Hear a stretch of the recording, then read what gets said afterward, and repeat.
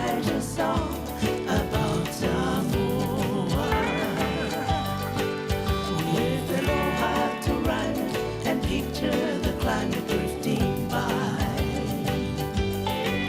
In all my dreams I see a vision of the moonlit tropical shore and the maiden Polynesian who could break that way by a little black shack with the hair so black hanging down her back. How I'd like to see some more of Samoa, and I will go there tomorrow if only I knew just where it was.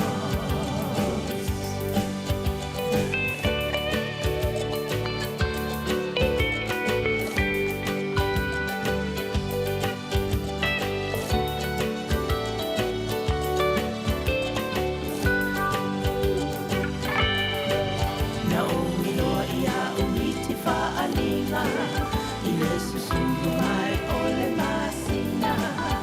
Fa'apea na you'll have to take a muli Olo o eva na solo matau fetuli.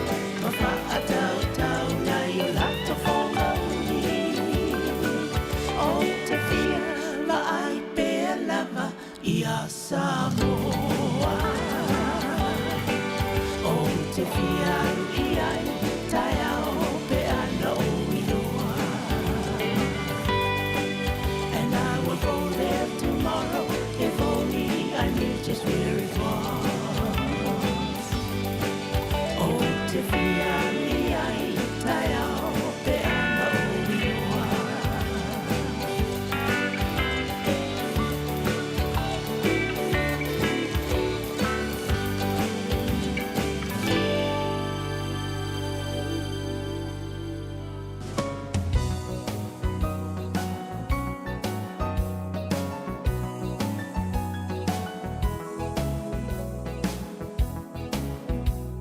Talei loa fuafua lau wa umataua. O olea le pungai ua e whaapea mai ai. O whea lo wha maoni o lea lo wha e tau I le oti. Tā lo wha I o manatu o leo wa e tui a lo whatu. E mana tua le amatanga ia upu mau loi mata. Na e whai mai e le ai se unga o la tā mawhutanga. Wa e lo nei leo langa ma ua sui fo I o lo uanganga. O nei mau mea na o mana o I ai ua le lea uma I le ala.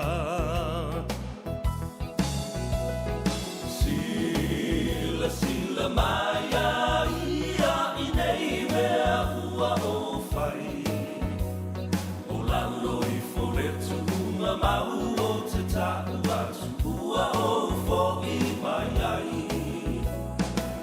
Umatu o si o uola fasia I tai whaiti o ngā.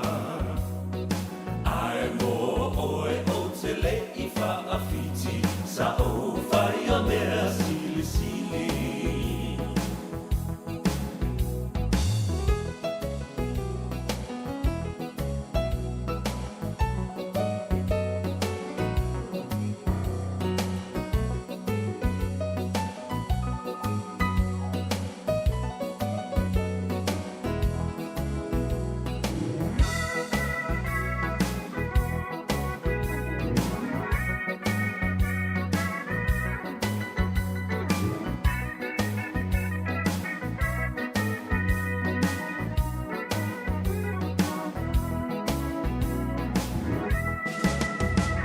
Talia oe e lo ua inga ua mautu le masaninga. O a uma o i tionga na malo oe ilo ualofa fai mai e te wha atau waa ne ulangia wa tele o tangata ai o tele ila ngona sau fitia umai le alofa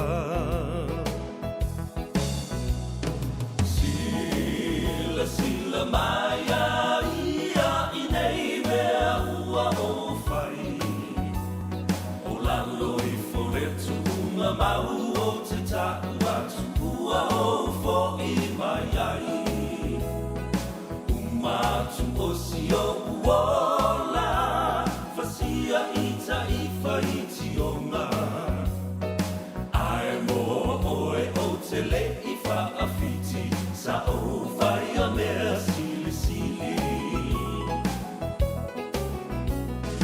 Ai mo oe o te le I whaafiti Sa o whai a mea sili sili Ia lena, ai mo oe o te le I whaafiti lava Sa o whai a mea sili sili Whaafitai le lofa o le tua O ana whai a mea sili sili mo I tātou o lana whanau angasala I le nei tae a fau ia ma le nei fo I aso fau a whaapopo I lautou soifua ma se malosi fo o le au au na. Ua ma whai o na tātou toe wheloa I lumo le nuu ia ai le o tu o le nuu ia o pu e fo I o manu ai le o pu e o mala.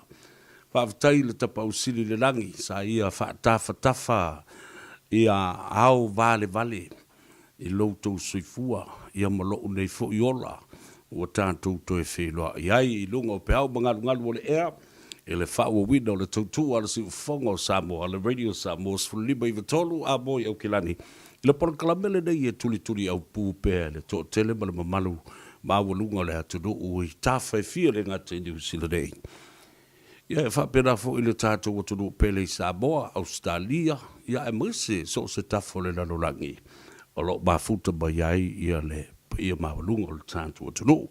Whatalo whatu ma le nganga whiwhia ma le nganga whaafitai. Ia ma whaamalo tu fo I le ngā lulue I tu whaiwalo Filipa. Ia mai se fo I ia whaasonga sa masani ai o le nama yaso wa tuana yatu. Ia whaapopo fo I le nei aso fo I lo tu suifua ma so mātou wola. Ia o le aso fo na whaia le atua mo oe mau. O le tātou polokalame masani.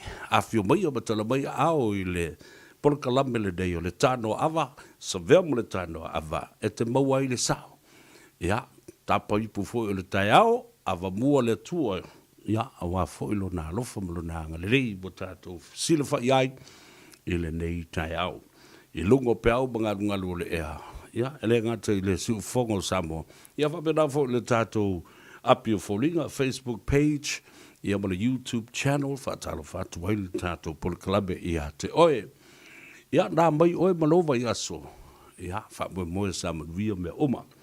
Pa ia mawalunga o le tātou tunu I on tūlanga whaalupe. Ia ele tue au talaina le whau manei o fsia I tātou. Ia o le ngā whawalo ali I ele tauilo. Ua so o ai ia Samoa. Ia awa tama maainga ainga foi matama. Ia whapea foi le usonga e hatu mua mopule e o itu au mala taua. Ainga le tai ma le wa o fonti o tamba le madua tele ma to o le fale ula sa ole masale o mua ma le lau niu na sa e lua. Ia whapea foi le taua itu ma le tau tangata. A waa le fale ngfulu ia te oe tu mbua le motu. Ia whapea foi le la au na tasi a sua ma le vai whanua fo mai tu langi. Ia whapea foi ia le nofo a maupu. Ia malo li le soifua mruia. Whatalo whatu fōi pa ia maulunga. Wā malu whale malo. Ia ai matua le tuu ia te oe. Le a inga sale vi. Ia ma au na pa ia le tua I whata whaitaulanga I fia. Ia o toi mafo whawai nei. I le sao noanga fōi ma le malilenga le mali atoa. Ina ole a ifo le ele. Ia whai mai. O mamalu umai a Samoa. O le tio lima, pa ia isi o lima, o te alu mau I le ele. Ia e, whatali le langi mau I le langi I soutou malo. Wa umalavala. Ia lele wao uma whaarupenga. Wao ia te o tau le au whinga luenga tutofi le atua. A ona toi upu fo ia lesi mali atua. Tanu mawhili na whaia i whaato i ale manu. Whai mai. O sou se Samoa. Ia o lofa nā o lofa nei. Ia tanu i ele mamate. So ufa le tonu. Sele maa nei o nā upu. E fo i male launga le sunga le mali atua. Moli tanu mawhili o loo ia i nei. Le mawhai o na ngalo nā upu. I le teimi o le tuu malo. O le sunga le mala i o top. O le tapa au whaasina. Tanu mawhili le lua. I le lua afe ma le fitu. Ia, malo le so i fōmanuia. Nai tala e fo i e tawa whai e ia. Langona o le nei aso o le fia. O le fia mle nganga whaafitai. Tele mea manei e tātou te tala noa fo i ai. E le nganta i mea lo tutupu lava i New Zealand ia. E lātou porkalamele nae whaasolo lava i le teimi nei. E tau o le wrap around. O no winga o le fosi o fosi ai le whau o malo. A wā tupulanga talavono talanoa ia i se vaenga o le vaenga. Vaso na se ima vai atu nei. O toi talanoa tu iai i le pō le asolulu na se ima vai atu nei. E a lea voi lau o toi mana o he wha a wau i le aso le nei. Ma tu ina toi ma le telefoni ma le numera. E ma whai o na wala au iai mo se soani. Mo le tupulanga talavou fu lele ua whaita maiti la iti le i tai. Ia, nā. Whatalo whapitoa lawa nei mo o tau ta bam tina mātutua o le atunu o nei a upele ia ma upaanga tō tino ia i maota malawa a pe nā fo i maota ngase o whale o tangata mātutua ia whatalo whatu Savea i a te oe mo lo malosi mo lo suifua ona o le tele o ta mam tina mātua o teo o atu i o tō maota mo o tō lawa e le nganta o le momoli dantu o le whangu vai o le ola ma le whangu lau o le avoka mō lo soifu maloloina. Ao se awa no le leifo i lea au te wawa i atuai ma o tō tangtanga i mai o wale tō tele o tō pāpā aula vai mauta malao ma tu i aile muri papanga tō te whaalongo i leo ma si ufofonga o le au whainga wenga. Ia ai tōtele i mafuta, e li wa ai atu i o tō fōringa la le lei, tōtele i sila mai fō. Au se awa no le lei lawa le nā, lea lai o no fifia. O atu, ia, maua fō i lea awa no e whatalo whai i, ia ma, pa i atu i lo tino. Karusi o pa i akuba e mau via i lo fō, ia. Ia le nā, a lor sai fō man via i atu, tō ta mamtina, i le te tai, ona tau masalomia au tau whaamrianga. Ia mala au tau fo i tāpua inga. Ma tu i le muri papanga ma te talo. Mo alo ma taba whanau o Samoa. E te le whailonga tangatai. Ma e whailonga lan. Ia manuia tama whanau o Samoa. O a lava ati nae. Ia ola lau siusi mea o loo whatino i o lātou a au. Ia le nā. Talo whātu i fo i le enai tamam tina mātua malolo soi fōmanuia. Whaatalo whātu Australia o a mai outou. Ia, talo si olo manuia outou. E le nganta i Victoria, le state of Victoria, New South Wales, Melbourne. Ia, tō telefo i o tātou aingo alala ma papa au i Melbourne i Australia. Whaatalo whātu Savea ma le Tanoa Ava i a te oe. Ia, whapena fo i Sydney. Whaatalo whātu, ia whapea fo i o tātou aingolo o lala papa au i Brisbane, i Queensland, i Australia, whaatalo whātu, tō tele o tātou ainga nofo i nai i nala. O i nala i taipia o tara, fo le mangele, sa putu ai, ma putu ai, ia whale o Samoa, ma tangata atu motu o le Pasifika, tō tele nei o tātou ainga. No atu ai, nei o nofo ai i nala. La lava e no nofo ai lava i nala. Patalo whātu i Perth, mo i la tualoa lalam papa, au fo i Western Australia, Australia i Sifu, Kalgoorlie, Toowoomba, o le tele o isino whanga i o Māori, Darwin, i awa pena fo i Tasmania, Hobart, le ewa mai mo i meo ke volo, Tasmanian Devil, e alena, malo sai fubaria, ia marunga tātua. Tono, Whaatalo whātu I New Zealand of lātou o lo so solo no foi lunga I up north, Cape Rehanga, wha solo mai e lava I nasi, o mai au ki lani nei alu atu le lo Hamilton, ia, wha solo atu ai lava si o le lo, ile lau mua I Wellington, whaatalo whātu, alolo soi fōpia, whaatalo whātu I nai o tātou aingolo o lalampapa au I Tokoroa, ia, I Tokyo, alole soi fōpia, wha ia, o lo mria foi o tau, ma ngā ruenga, o tō whenga iai I whaatoanga, ia, o whai ngā whaiva, ia, mai se foi, so o se whale whai ngā ruenga, ngausi mea, o lo o ngā rurua ele tō tele o le tātou. Tino, tātou whasolo atu I Huntly, tō e wakua I le lo, Canterbury, for I le ingoa mea, Christchurch, tō tele o tātou ainga I Otago, talo whātu Dunedin, ia whapena fo I o tātou ainga, I mele ta o Napier ma Hastings, tō tile I o le au whaiwhato anga o lo ngānuru ai, o tama whanau o Samoa, lena malanga mai I Polokalame fo I ngalue whawai teimi, talo whātu tātou Polokalame. Ia, kako mimilo I fola, ia lea tātou o I Honolulu, talo whātu I Hawaii, alol se fo manvia I antou tau, e o lo nofo, ile aitele I Waikiki, ia, o Kalakaua, o Ala Moana, whaasolo tuai Diamond Head, o Kalihi, whaasolo tuai ile Kane Oe, aluatu ai La Ie, tau I Turtle Bay, Kuilima, aluatu I Haleiwa, ia, Schofield Banks, Barracks, whaasolo I foi o I Hauula. Ia malo so I fua manuia. Kalihi, ia tele nei o tātu aingolo a lalampapa au I nai Kalihi. Ia o Kamehameha Highway, tō tele o tātu ainga ma Samoa, no atu a laengo ngofoe, o lae o markemi laengo ngofoe. Aloha to you, to our friends and families in Hawaii, and also to the island of Maui. Aloha so I fua manuia, tele Samoa, telenga te vanga, tūlanga, ma vai whale, ia ma sila tōfu I ainga I nai makawao, ele mamau ma le malele I kahului, whaasolo tua I lahaina, ia ma le tele o ainga, sa bolo o lalampapa au I nā. Ia kako se elo ilunga reo nā keskeke la kou ia, le malo tele o Amerika I California I tu tele o tātu ainga, whaasolo adi Arizona, aluantu lunga Seattle, Washington, Tacoma.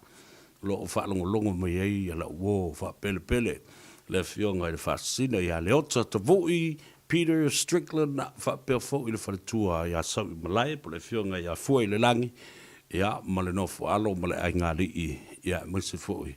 Tama I taio I laisa, masio la tofu ia inga na Salt Lake City, Utah, vatalo fatu tato por club Las Vegas. Here we go.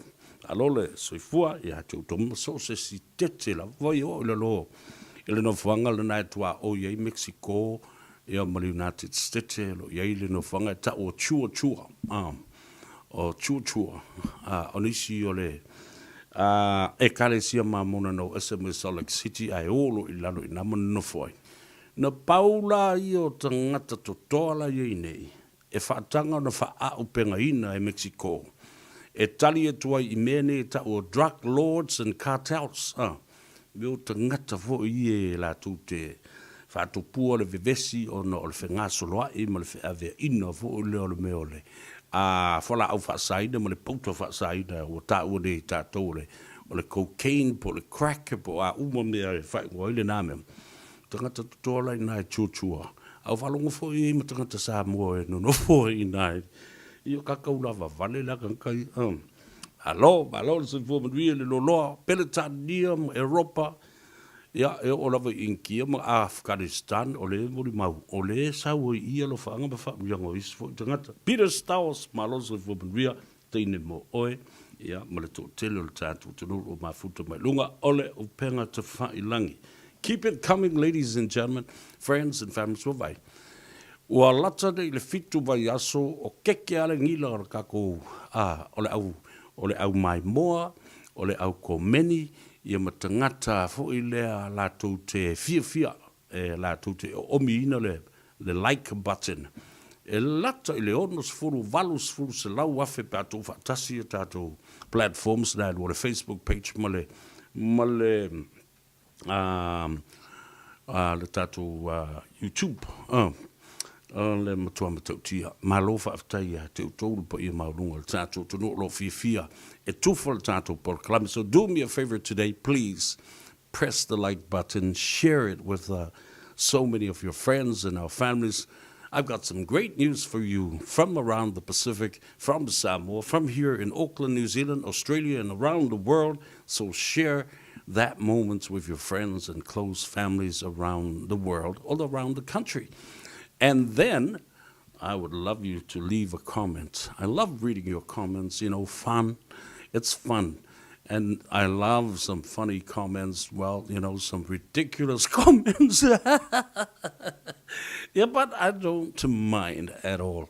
Whether it's a good comment, a bad comment, a criticism comment, I love them all. So keep it coming and keep on pressing the like button and sharing it with our friends on Facebook page and also YouTube, whether you're using the platform of Twitter or Instagram, whatever suits you, it's fine with me.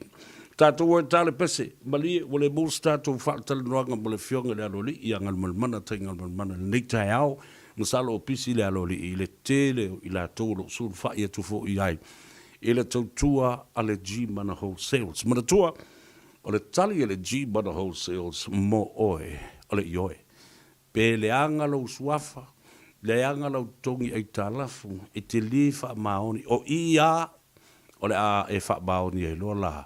Is a deal fo ma se ai inga po se whenga inga fo o le ai tu sia ma se nia ma le whionga e le aloli ma le finance company ona ma whai lea ona awalau te awale toi wha ale lei ma toi wha ola o toi wha tu mai oi le tunga mau o le meole ai tā lafu ai le tongia wala au e le telefoni lua fitu o wha o lua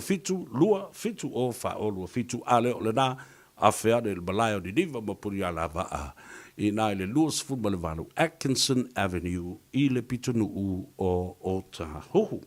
Ia le nā, o le unanga ma le tutu o le nā, a le G Mana Wholesale Autos ua toe se fuma le 5 minute o na tā leo leitu la e tasi.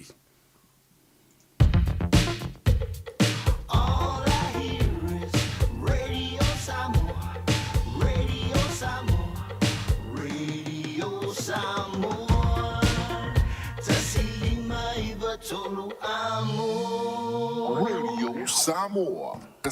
Fianga sui filoi o le nei fo'i a wauli o le astona i Shadow Avia. Ma futa mai e fia ia te oe ngā ruenga o whai. O lungo le awala tele i le highway, le motorway le o le Southern, North and Western Motorway. Saubai o i le vaenga le iai i Mangere Bridge. Se o mai i Massey Road i Mangere. E whāta vale nā na lawe ve nai loko maranga mai le ngāruenga nei. O le matua i pisi lava mapoloka atua ai, nā o whai loa atu i ato i le whai tete pēr whai, e te ui lata atu i le vaenga le nā o le motorway. Mai manu kau anga i atu i le ongara tonu o Aukilani. Ia whapena le sau mai o i Three Kings se i o mai i Massey Road i Mangele.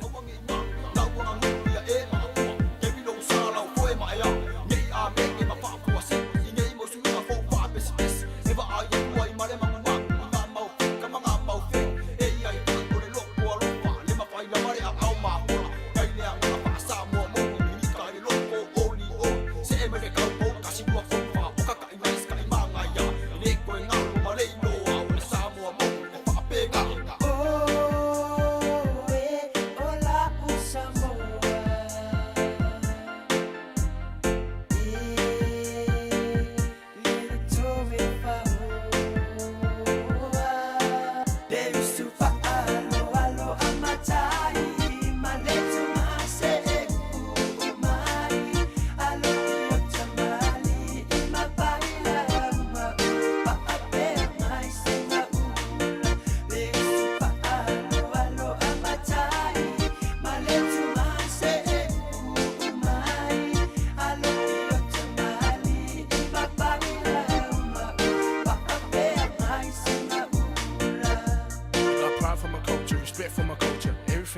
I do it for my culture. When they said it down, I'll carry some more on my big shoulders. I let people know that we kick it back. I let people know that we on the map. Yo, shadow, Ray, spit in a rap. Everybody, man, just lean on back. Yo, man, my culture is in my blood. I let people know that I'm doing this for fun. I let people know that I'm down for the family. Let people know that my Samoa is my identity. Yo, man, check the GoPro. Here they come, are you ready? Let's go. Everybody, 1, 2, 3, 4. Hoping that the door is a force.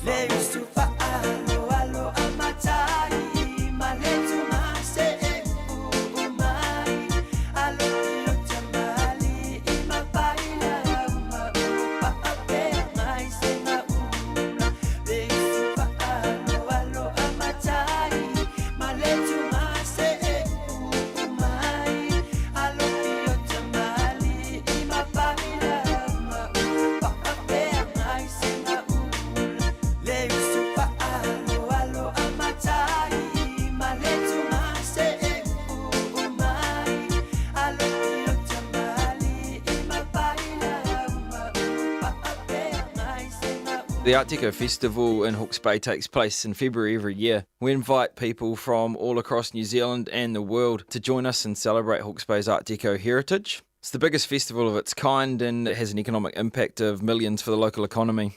When COVID came along, it really knocked us for six and actually forced us to the worst case scenario of cancelling the festival. When everyone gets the COVID-19 vaccine, it'll be huge for us. It'll take away that uncertainty and doubt of whether we'll need to pull the pin at the last minute. We can safely bring people together at festivals and events. For festival organisers like Greg Howie, the stronger our immunity, the greater our possibilities. Find out more at covid19.govt.nz/vaccines.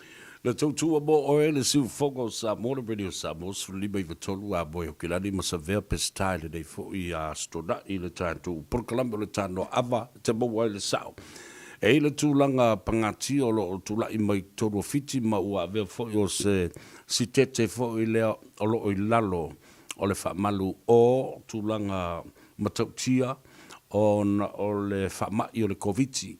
Aso ananafi lea na mawaile to tolu sfulma le iwa wha maunia ia ei fo matamiti a onga o tātou Samoa lo a onga ai fiti ia molo tō silifia ai o mea lo tutupu lea motu fo i le Pasifika a o le taia o neila ua si tia to le whailu meral na o le tolu sfulma le iwa e ua maua i le COVID i le iwa se fulu wa wha maunia 90 positive COVID cases in Fiji, and it's now under the state of emergency category.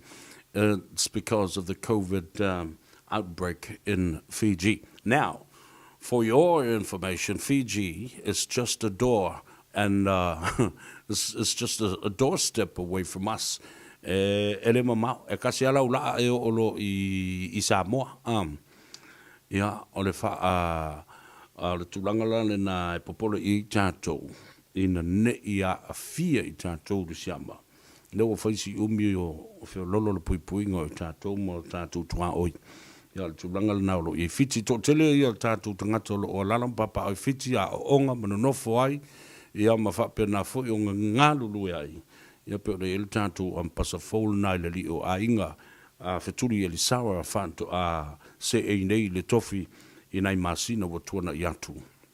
Ia mara tō telo I tātou o a onga tātou whanau mo tātou a inga ina I le University o le Usapi, the University of South Pacific in Nandi, ia Masuva, ia le tūlangala le na ia e tau na iei le whai. Te tenga tātou talo foi, mana tua e matautia le mea lai tupu mai intia.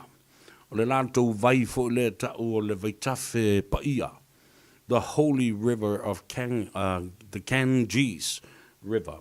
Ia manatua la o I awa pia e o uma I tangata ta e ele ai ma fufuru o I o latou pau whai mai a ta ele ina ua wha mamaina oe mo tafi e sea wangsala. Ia le mea la le o kupungei. Ia e ke ka ele ku ngā kafi e sea wangsala e ka whea mai ia me o kingo ki o ka ngaka tulo u whaafunga mai ele tunu. Awa foi wale I loa po la whawhena whai. Wale eli se lua tele foi lele lafua I ia ma teu whale ia tino tangata maliu. Ia au o tongi ile vai. Ia Va ai le me tau tia fa sau I lunga o nei fa silanga fa salonga le televise. O le isi tu o le vai. Ia o lai pusa tu I umu I nā mātur fa fonga le atu. Uman tufu in tia fa ia le mele neo. O le sunuina o tangata. Ia. E sunu tu lai tangata le isi pito. Cremation. O lai kafu mai fo ile afia le isi ainga yo au kafa kwa. Na sila le ia I le ata na poe mai. Ko kiki a se lau ia umu lai pusa le keimi le ngai kasi. Au leisi tu la fo I fai mai ele na me. Ia auis na no atua fo le tongi o la tu tanga te le vai. Ia e so sola malalafi. Ia one I lopo o I tanga te una ia tanga te maliu iu. Ia o se sila la ia.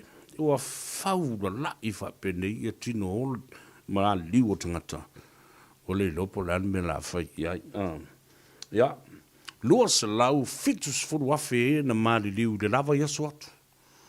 Le lava yasu. Ka fefe le matau. Tia, o lono wingo. E le meo le... O le ngalu lona lua fo le o mana tua fo I ungalu o I umatangi. Ia e umana saulu matangi tele ia ntos muri mai ila ia leo le si ngalu fo le. Lea la pe e toia afia ai ia tangata nei. Ia mese fiti intia.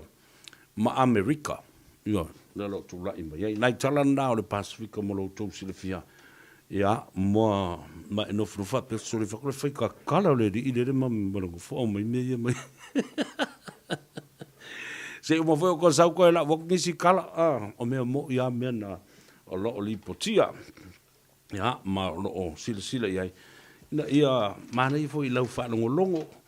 Ma e sila fiai ia meo lo tupu tatu wo e tale pese fa manuia tua ia to o na o le radio Samoa so lima iwa toru a mo e tau tuaina o e ilangu ngana fitua so le vai aso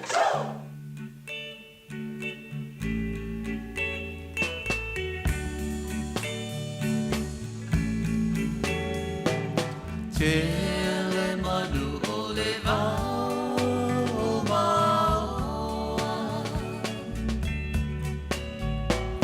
Tele ia o iai le vasalala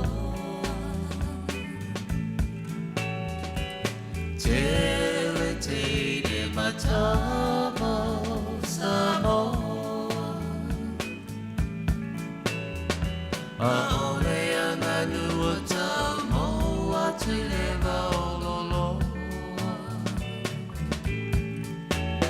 Mai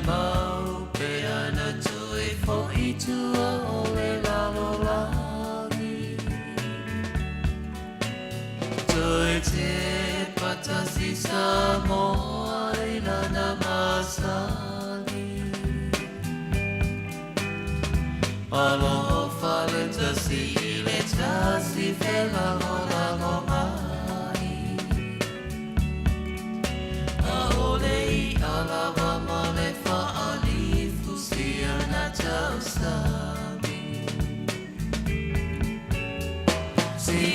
Ti lava I le tae au whai maalili Le ai ni whalawa mani pata poni pulini Lau si pepe I na iai pa se piti Se koko sa mopo lau moni e whaasuiti Le whai tunu pa o masi a malau whaavaisu Po e leo ka masina ulu ua tunu A whei e le vaiti polo po se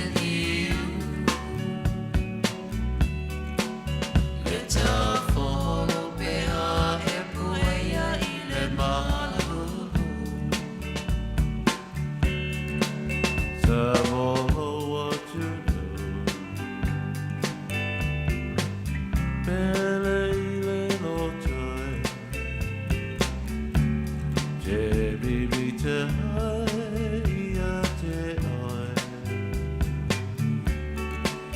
Mai mau, when I find a waters of fear.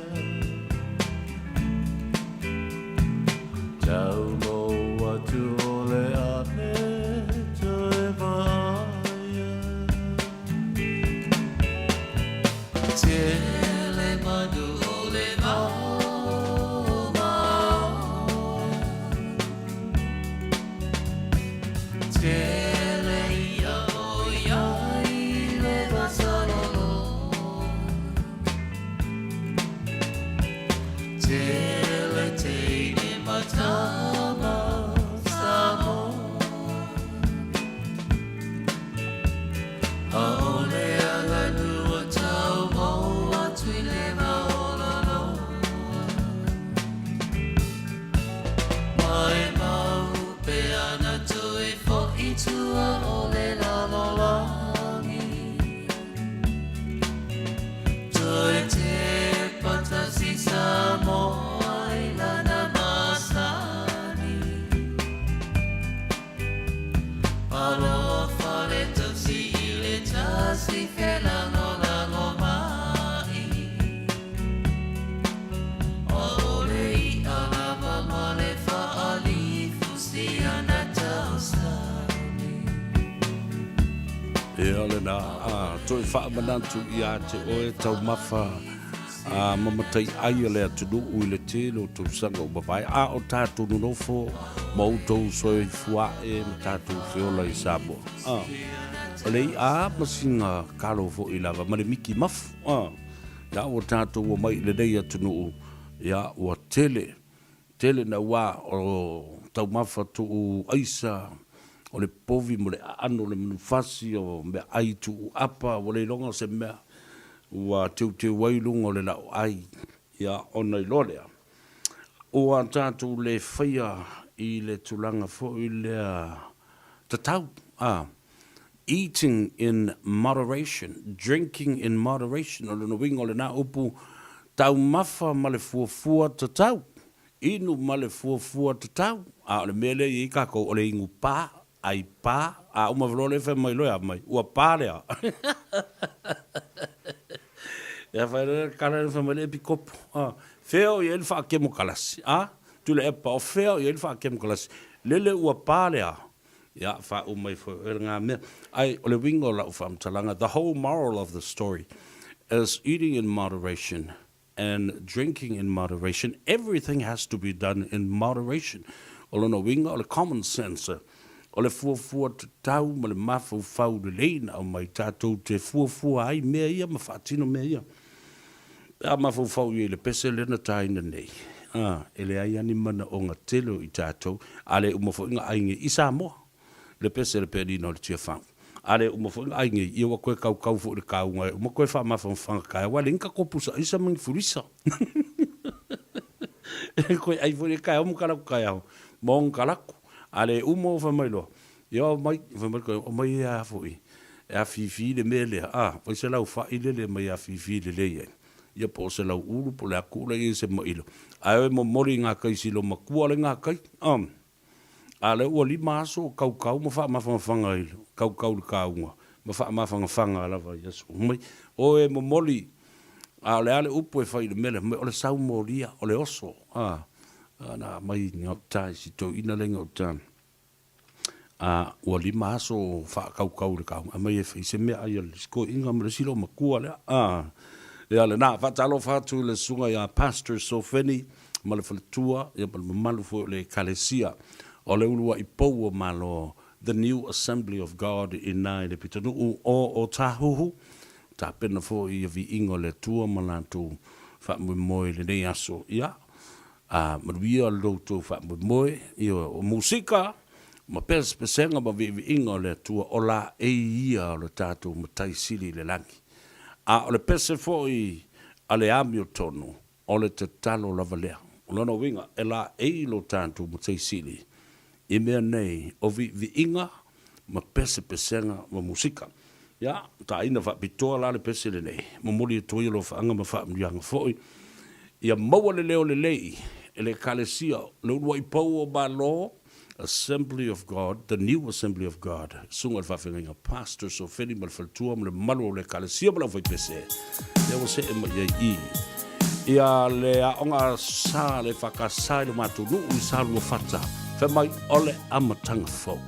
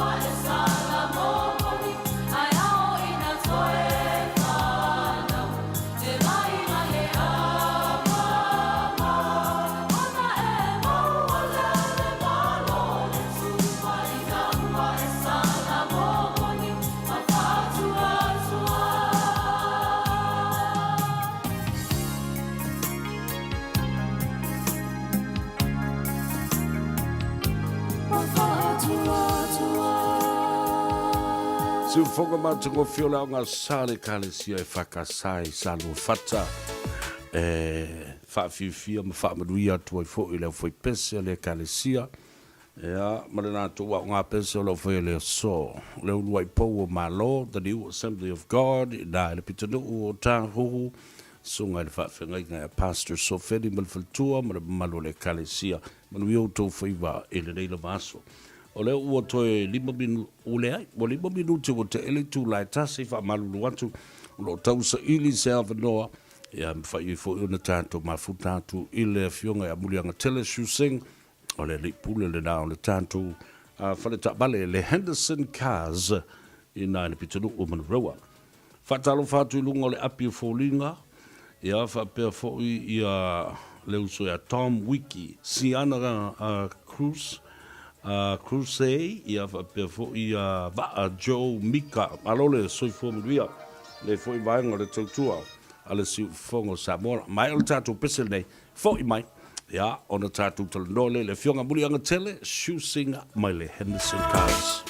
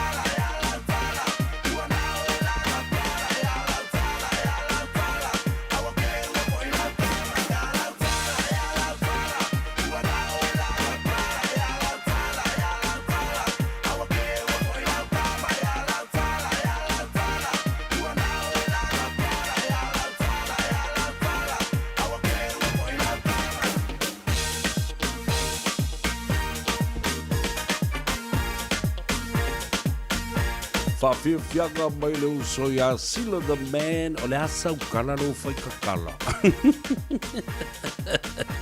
Ia le nā, le alau tala. Ia pese whanu whibali e fui oi nene aso whatalo whatu lunga le tātou YouTube channel tua whine ia susi ta se. A lola soi fumaduia whapena fui I le tama o Max, ia po o Mac. E nai au ki lani I sifo whatalo whatu Michael Jr. Ia ole a fōi o le tamaitai o Ima Raimo, Ruby Lewis, ia whapea fōi le whale pau 5 seko, ta alofa lava ma lola soi fuamaduia, le Sina Tomasi, Teresa Fonuti, ia whapea fōi Christina Teni. Stone the Rock, tamo Rocky from Iran, ia vāiai. Casey Shuffle, o aso manu, Las Vegas, o mafuta mai ela tamo o KC Shuffle fatalfatu malole soifua maria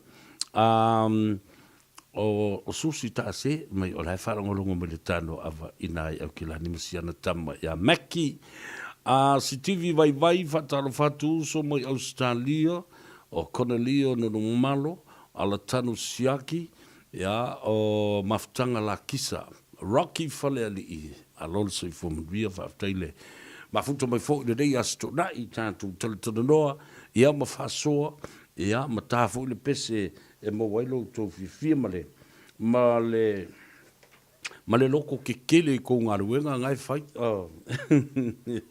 o de ngalo ya to le fo saule tau malulu ia e mo se le fo yo tolo ngafa me ai ona yo tanto matutua ma le whanau laiti la tau le nai po I ngofie I ngase o le tau malulu e pena e le fulu eu o le fulu whari I o e ma le fulu le onsai I o fulu umanga ia e whapena la ina ia mawhanwhana leile tino ia e re ngata I lea o vai o afo I o whala au ma vai a ta mamtina matua ma le whanau foi ia ma regular checks with your family doctors ta ua tele mea le nā, tai vai aso ma ofo e siaki ia ai le toto le to ina ma lo matua ia pa ua mawalunga, pa ua mawalalo, pa ua kaule ai fo se koko o wherua I ai ia va aile mea le stress level mo le stress level o le mea nao le fua mika le maku ka mai fua ai le aku o lo mafufau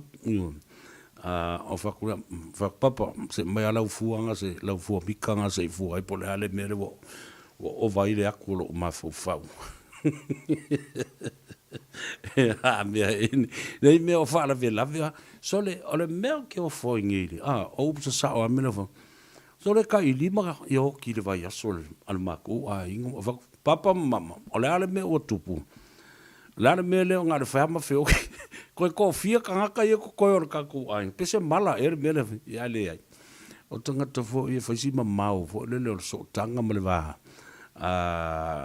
la lata o maftanga ia ai mama o le maftanga ia o le to ina malo matua le me le osi ainga ia le o makuku e foi o le ala vai faile nga ko si osi ainga ile ia ai ona paula o winga ia o tatou ta mamtina matutua le mo foi ona fangaloina e o mai lava nei ala la fola fotupe o isi to ina mai si la ma lo matua le lato no sa ma fana sa soifua o tamata le vou o teine te le vou ia ma PTI ma ftanga vava la lata le nei le ma fai ona fate te si vanga na o le oti ia e alu lo ke fema a se si fo ia se si oko ti la fuanga se di mas fukala o lai fai le nga ruenga pai mala fai o fa ia na oso mai le fa manatu lai au mai a wai e ngalo ia te oi ai sa o le ia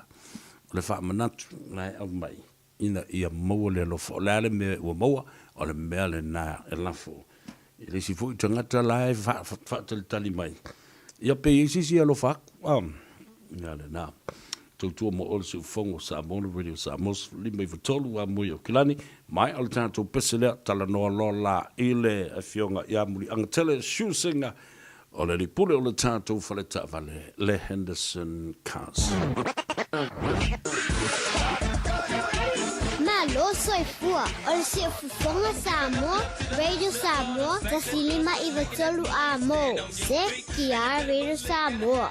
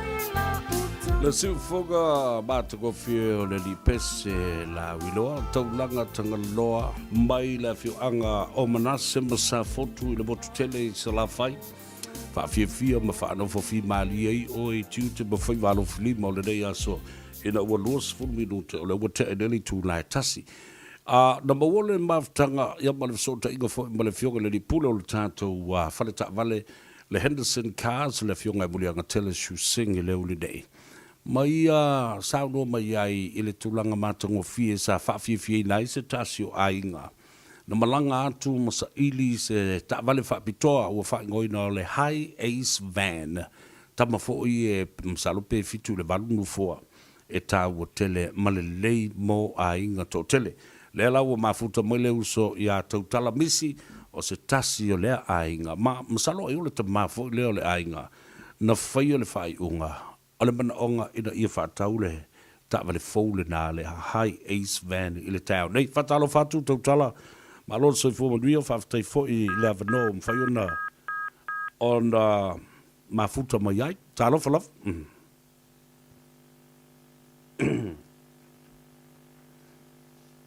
Tautala. Ia masalola walu tautala. Ia le fain ale ato e faisi tato pesese ko so kasi ka ko kamale.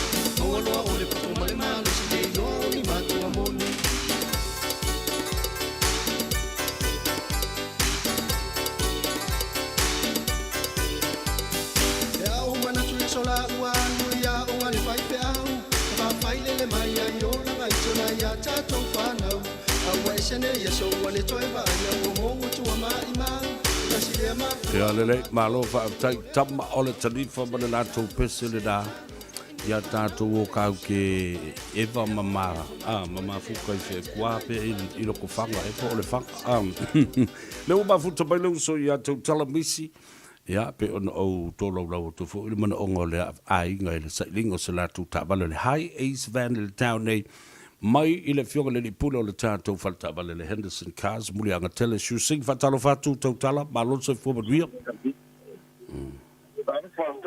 malon se fua nau le ni tau fo ia se i fai ia sau tala i le mana onga sai ai lau sunga ma le tau sa i linga o se van no lono winga o se ta wale telefone pe fitu pe valu no fua fitau le ma le ainga o sa o na le lava ia o fela no o ia o sa ilinga. O le whapsiri o lea sa tau sa ili de. Nisho whatawale pe i tai o le pawale o le whatawale ngā whea i le temi mua muale i le tai o lea o le Henderson i nai manukau. Ia. A tonu sa i le maso salonga i le tau nuu le whamoe mana onga. E tai ua tau manuia le saidinga ia sataria male ia fia lava e ari pule foi por sunga le pule o le fatavale de Henderson ia manga onga foi o le ainga foi male pa moi o wase le anga idu mo le ainga malo ia la sa va mo waile de ven le ai le pa football for o le winga fai asi ko kere ko ai ngali mis ia o le peo le awala le wa la nga sa idiche ia pa nga le ka awale o le ko kele ia wa de la nga fakia de e si ka vale la ki o e ngi vai kai malo vafta na loa na to isi fale ta vale la se tali mai le na fale ta vale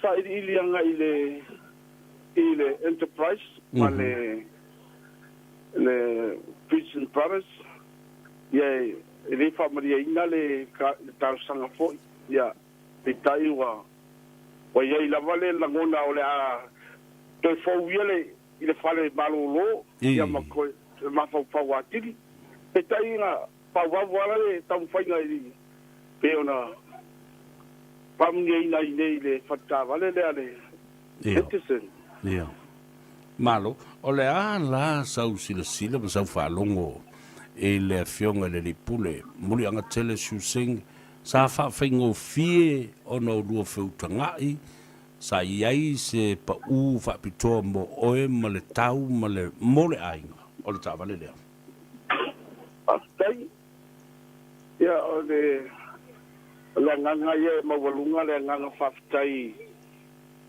ia foi tambari ia atonu le tadi ia le fingo fie le tau fainga sa tuina tu lava ya maso salonga ole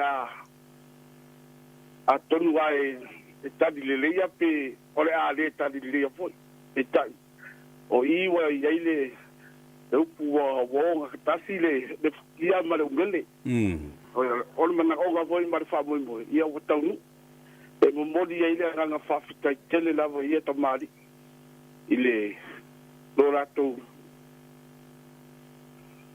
tawanga fau foi ma le talia ina le mana onga le ainga ya le awa la ngona le fia e le fai ona pamita la ina le nganga le fia fa tai ile le pule le pule lona tamadi invale te trata wa fa dia lona nganga fia i tangata fai atu e sai ili se fa se tavale ya peitai o vai ele aso o pea no tala no i le sunga le dipule e rem fai no fa tala ina lo na i tu ai ngata na dila ya panga e tia la vale nganga le fia e fa tai ele lo fo le fo i ari pule ma dona fo i au ai nga au fenga venga na dila mali u matangata e vai pea le o le tala tu le tu sai male pelo inga idea o uri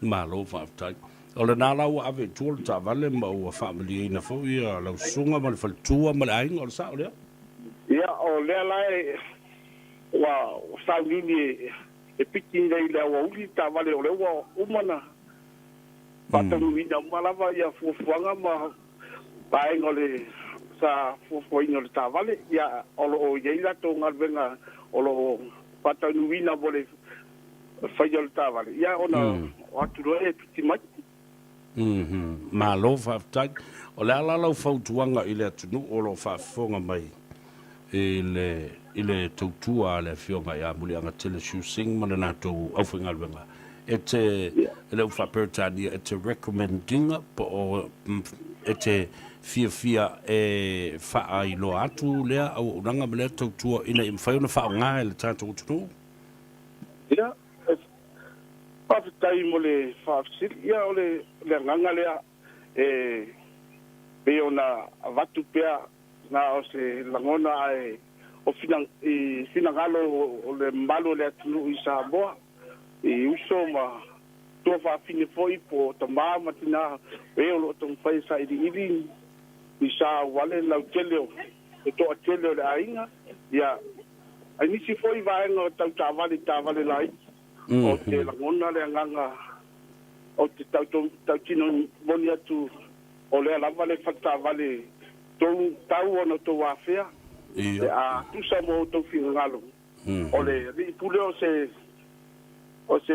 ali e siri ona tamali ya le data po ile ole au fingal venga fonga la fifia pa filo ai o le fifia tau no man via foi fo fonga ba fa bo mana onga ka e su wat wai te pa po tu le tu sai male tamari o le foi parta vale malona tau fai malo fa tai le ya tu la misi ya mana to le fa mai ai il tato le tata no ngai fai masui foi o le fionga le di pule ya mala fenga venga muli anga tele shusing ya mo se foi ya le au fenga venga ale Henderson cars ai mo wi tele di lo sunga totala mal futua va per foi la ngali wi foi le sapati la so ta au fa so ia ya so allo va tai Ia lena, ia wāwaila, o le moli mauola la lea le ua mai fo ia lea tamari. E winga ile unanga ma le tautua le fionga buli anga tele singa, ma le fale ta'wale le Henderson Cars, e te maua le telefoni le se togi o Varusalau, fitu tasi, o Varusalau, fitu tasi, ia ale ole na, ma na ia lo wanga, iai ile la tusi, se lau fitu, oidei, se lau iwa sfuman fa, Cavendish Drive, o ngā tonu le mua re taulanga whatau i marukau, malo, ia, me vai, skamalelo e fo i o mai kotuna, ia le tali atu sisi, i lou whaavale valea ma lou vale, ia e ranga e luai vale, ia ai e mana tua le dei, e le ai se te tai o se tunu o sili, o na tau fai, lafo la fonga sili o na mata ngā, e le ngata i anga i fai au, whaasanga i isi i sui a whaipule, whaasanga i isi fo i minister, whaasanga le au whai ngā luenga le tua, o le to ina le ne sili na whai mea leanga ma na tala leanga. Le ala o to e inu lava i ai, i le to e te i le tai au, e ala i fo, ua le aise malo si anga o le pawa o le malo, ua whaoa e fia me, mana minister, ma le whai ngā malo fo, ale si vaenga fa fai an ia le nala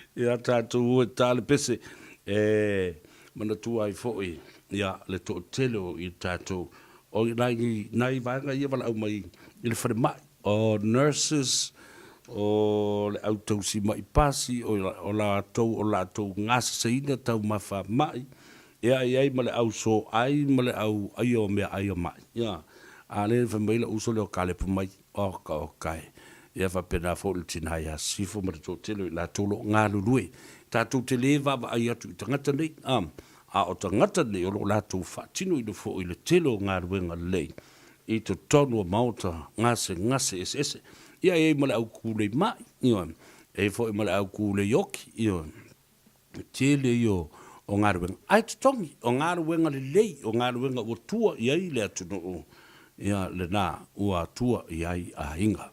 Tu tua le nā, mo oile si whango Samoa, le radio Samoa, talo whatuai le tu whine a Susi Tase, o kuini Malaki, Jerry Vaenga, e awa pia fo i lose fuatanga. O lui kunwa iu, aloni se fua lui, wa ia, Minaretta Sink, ia, a Feleki o lea lofa mai i a Minaretta i ate oe ma fa mai so ia te wila i le leva le po a lulfale moe ma malo lo lofa mai i a Minaretta Sink i le epikopo ma le faltua mo na fsoswani o le warota li hona i Aukilani fa apena fo i le warota a tolaba ia ma le mamalo le kalesia Ana Maria tu ngā sala, whatalo whātu, walon sa i fuamanuia, whea te wala umai ai.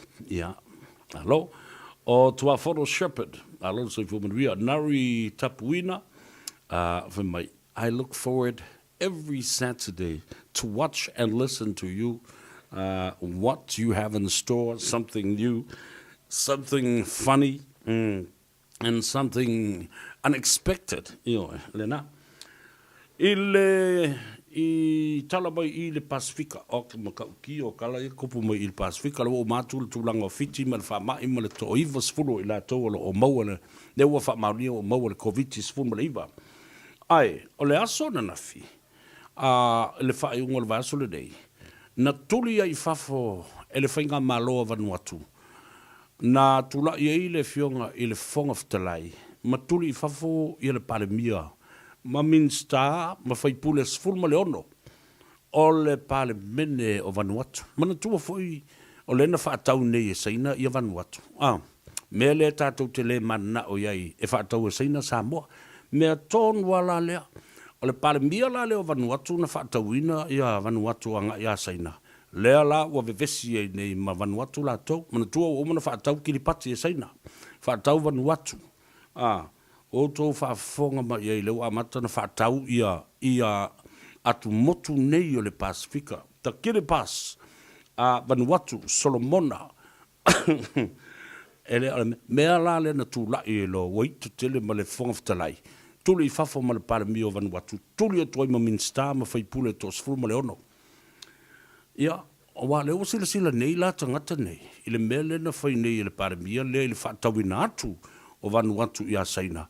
Ma le whai o wafu te tele ma malai wa lele te tele isi nei ta mai motu. Ai le mana o mia tangata Vanuatu. E le mana o mia tangata Solomona. E le mana o mia Kiripati. So now you could feel and hear exactly what I'm saying to you of what's going to happen to Samoa. If we're not careful, ma tātou le whaai tete, ia ole mea fwoi le lao o ia tātou. Whaatau wina I tātou. Ia ma sola ai ma ave sea le tofi o le malo Samoa.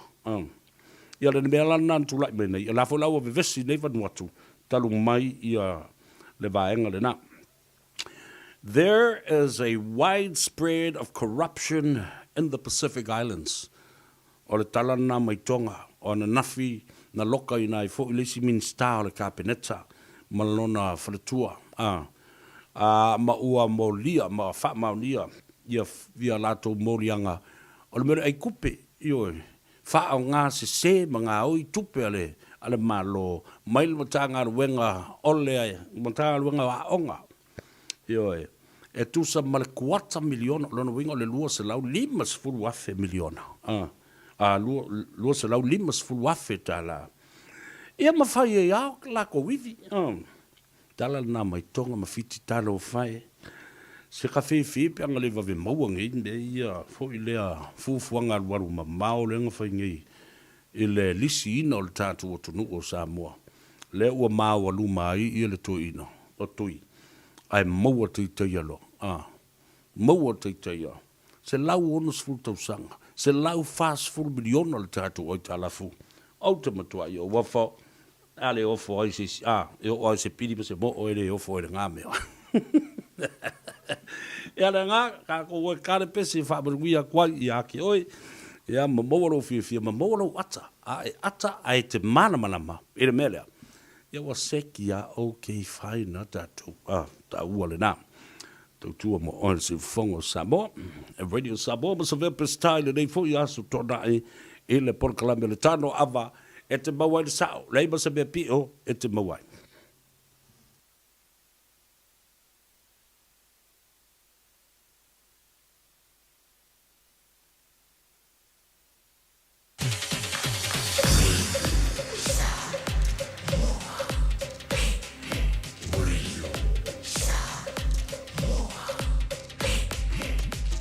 Ta si limo I tu, amo.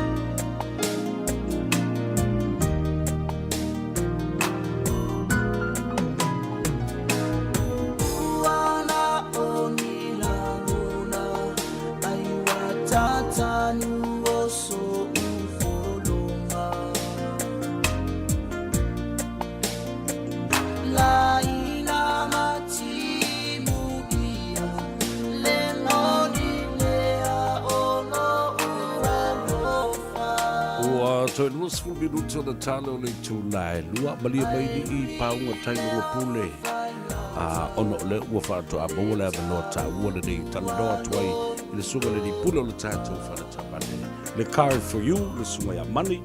A talo whātu ai mani malon so I fōmanuia le vaenga le aso whātai fōi mo le teimi ua whaava noa. Ya, wāna whaafonga anga Samoa. Talo whalava. Malo de so I fōmanuia whātaro whāti lau whiunga Savea. Ia mese foi le whaafonga anga ma le tapo inga tu tātou atu no mai mauta malawa.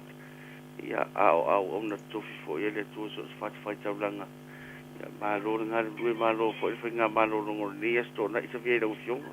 Malo foi le ngā lue ia o te loale malulu whafo wa leu o mau foi ia le la. Ia malo le tau ata ia le whainga o fia le swing o le talo le tau o ia le nei aso ia pangale ia ono le mana ongo le turu o sa ili se ta vale fa tua ina I teimi nei o le tau malulu e tira fia mani e se lo ili kaka le mero ka vale fa ele e fa aola kuru kai au ai pe a ngako e alu wal koi pe ringo le moto osole e sa o nei la vala sa longa ia o ka ko e au nga te ta vale a le le foi ia no winga o sa vali por fa tali foi o pas ia ai le au ngā ni me whapena e te tupu kei mi o aso maruru whapena o tatou iei Savea.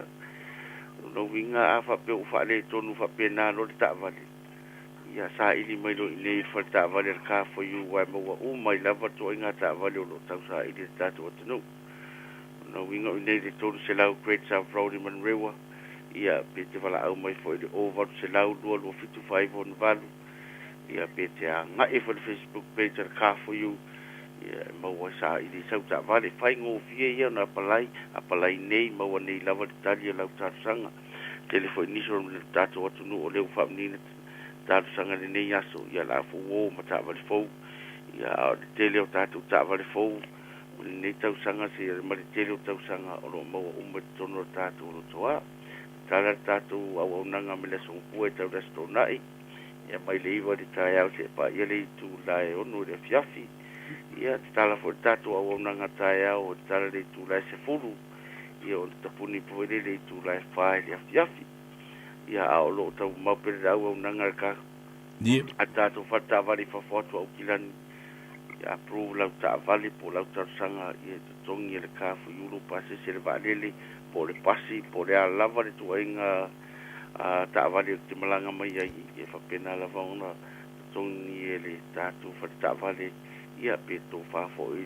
motel ia au nanga umana ro fai le tatu fata vali nei ia fa tai tatu watu no fo le lango ina male tatu pa ia fo au nanga fata va ar ka for you ia ta ili se ta vale mo oi male ainga uni ngano tatu address so se lau Great South Road in Manrewa male over se lau lo fitu 5 on valu numero te fala o mai ai ia fa tai tele mo matu o no Savea ia fa fo mo di tau tamali I se au nanga fo ia ka for you ia manatu matu atu ia te oi Samoa ia sa fo tuanga foi ia la fa yo fa le ia la au nanga lo mana ia e manuia tele fi au manga ringo to Savea ia o fionga mata po ingo su tatu no e so foi fa so ia le da le sunga ya mani male au nanga le tau tua le na ale card for you mai nai Manrewa o le numero lua se lau iwa valu se o le tolu se lau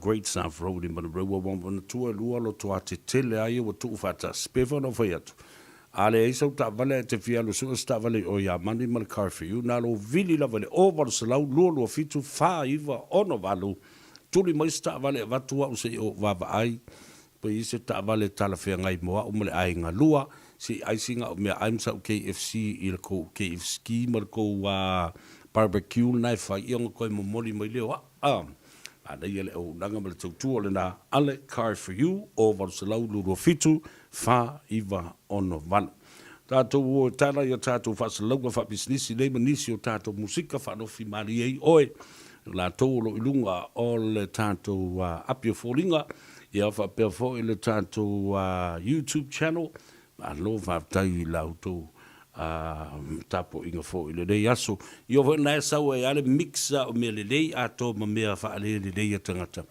e pū le lava oe pule lava oe la tau I lau fika paole mea, ia e loa le lei, o le tā pole kalame. O le pole kalame whao ngā ina I le tā ua tele o le ngangana. Le nā tā ua tele le nā mo oe I lau whaafonga mai I le Supporting so. older people to get vaccinated. Do you provide care for an older person who wants to get vaccinated? Help them prepare by noting any health conditions and medications to share with their vaccinator. Go with them if they want you to and support them to ask questions. Check on them afterwards. Some people may feel mild side effects 1 or 2 days later. This is normal and a sign their body's learning to fight the virus. Find out more at covid19.govt.nz/vaccines. Sorry. May longa luenga. Angale yeri le radio Samoa ili isi le mea. Radio Samoa. Taslima ivatolu. Amo.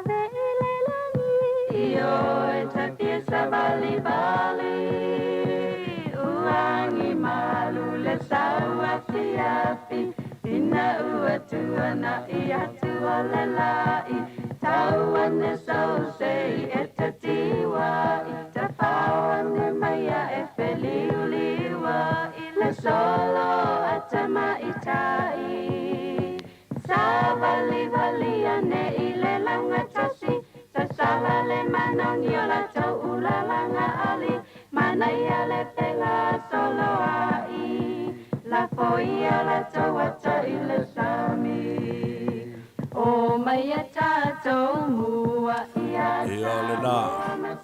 Ole pese te nei tia le mātou ainga matongisia Pio Wilson mai mo taa mawaiala The Grey Sisters o tua whawhine mātutua ia ole sunga ia whana na Jerome Gray ia e te tai le teine matua ia titi ia malo ia whatalo whatula ia leo a maua mo ia matongisia i le au ranga mana tautua ale sunga le nipune ole Omega Cars Alonso i fumanuia langi mai lau tofa tungsia ya pantalofa atu la tionga pesta por la sini também lo tula mai le ni la la pa maloso si me lleva maloso tu matango por kalam mai mala matanga que yo le meto yo ele que fa longo la pasoa ya me to no eso está on the morning so está no lo chiquito yo lo chatato no Samoa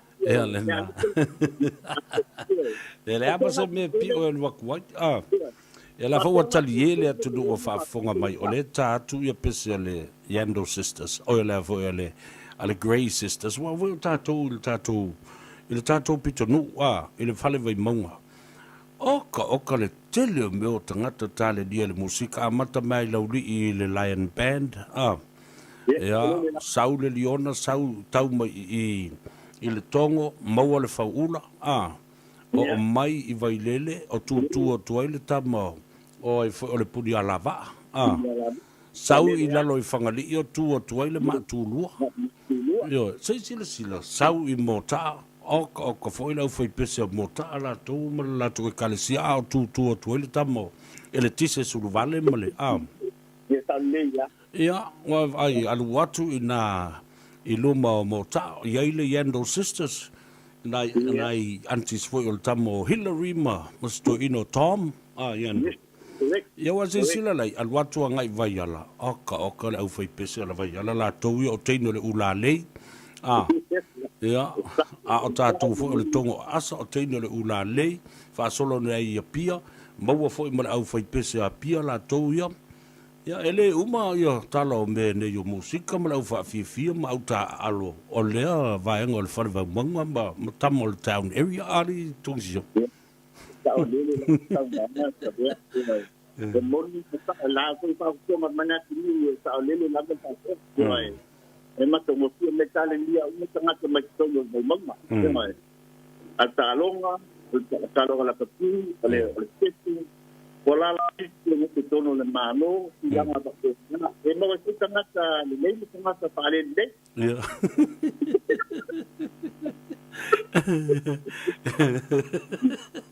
ya ai al belali tonsia sa ye fe ya so ye bole ko ni fe ol tato no ori wo fa ngal o mata ngatali o fa ngal pinko ia uste o la ya pues ela en se da tu al pedido pinko la bashi o fe tu mauia mai ma da le ya la ya ya le na power fe matua la wa watu ama o matua ya mafe na ole arapi yo la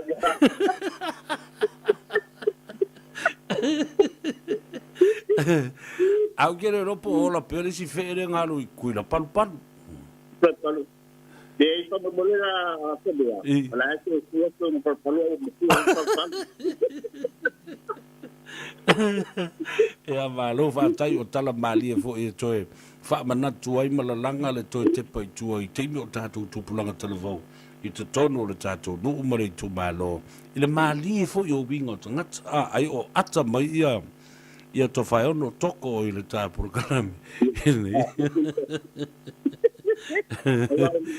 Ya wa kasi le nga ka fao le ngi kule ya lua mahamo ya wa o tau nu lo tau nu ya le no fo fa ta vale to fa no o foi lo ile mang ba mo mole ya mai se to fa na me ya mole will tell to ina le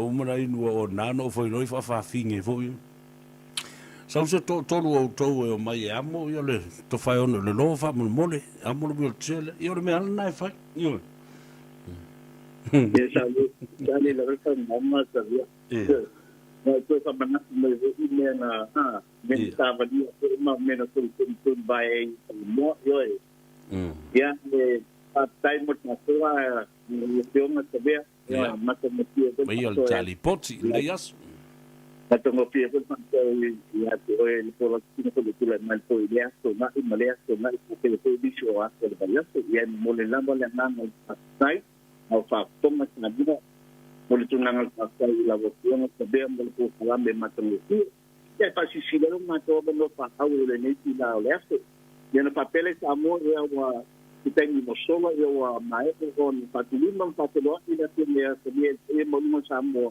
Ini papel kita la policía y ahora así le papel tan lo mete no ni ni esto no como le fue papel le está todo porque que creo le hace el límite la que antes de que le más que con lo tal me yo una máquina le hace el límite la que yo le fue a dar no le hace el test y lo que le fue salía ya la personal que me mete con el test que con la verdad amor Estamos los momentos todo lo que no le sale tan tan y menos a la más ya malam mata mau tahu ada le one stop está si level que male su mai la mai ya mai pa tahu lo está mata vai pula lo está que lo san le bon de fitness le registration ya pa apa ele se de no está mal e ko yo ngai tahu lo mai vai Papa mami no me puedo tan le nangale capital ale mito na ela tile con tambo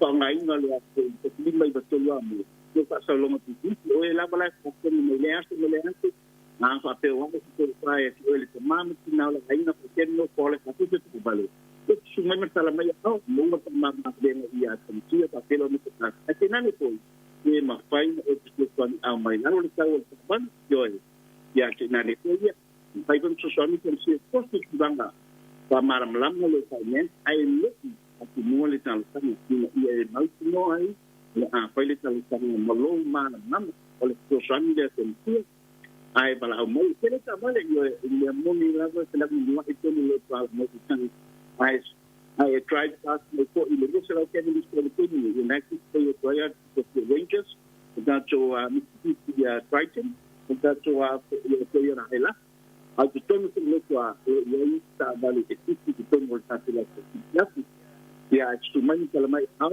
vai direita que pelo que linha é ta to ben pa que foi ta to bonus pa que foi ta que ta to ni sen et que lo li é uma sai papa e uma sai ta por que mas que SUV ele estava lá e mostra que a mulher está multiplicando pelo bom deixa te posso mandar minha uma sala mais alta então doni na Samoa ele trouxe a minha tia lá o que eu até sala ao mais a papel só tinha me linha ia na manhã só para ele não ele com os pessoas Samoa papel ele papel que eu me ia subir e acho que mais ela mais aula ali para o que está mais e vai lá uma proteção e vai do itu lima balik satu dua.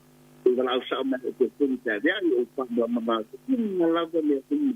Jadi itu sih ni itu mengain nak. Ya, ya all 2 pasti tuan 5 all 2 pasti tuan 5 Jadi mana kalau weekend kamu, mana yang faida sudah tu ni aku. Patut pampas itu ya. Alo va titele lava tu sia fa soifuia, but we lava sapati la so taiao. Kaptai. Ya lena. O le lipura o le tātou falta vale Omega Cars i le lua se lau Cavendish Drive i marukau ia le o le nāwala au i le nātu telefoni pe walau sao le lipule whai ona fasosa di atu i ate o e olua tasi whawhitu ono 5 whaono olua tasi whawhitu ono 5 whaono le numero na le tofa tungsia Pia Wilson so ni tuai se ta vale mo oi mai le omega cars. Ia, lena, vatara fatoi fo, ia lose fuatanga, Inga the Man o Alofa and o Vineta Carrigan, ia o Neti Sa'u Charles, Neri Tapuina, alole soi formulia Eskia Hall, ia, whaaftaia tu le mafuta mai i le tutua a le si fongo Samoa. Ia mo Savea mo le Tanoa Ava i le nei fo i aso tonai.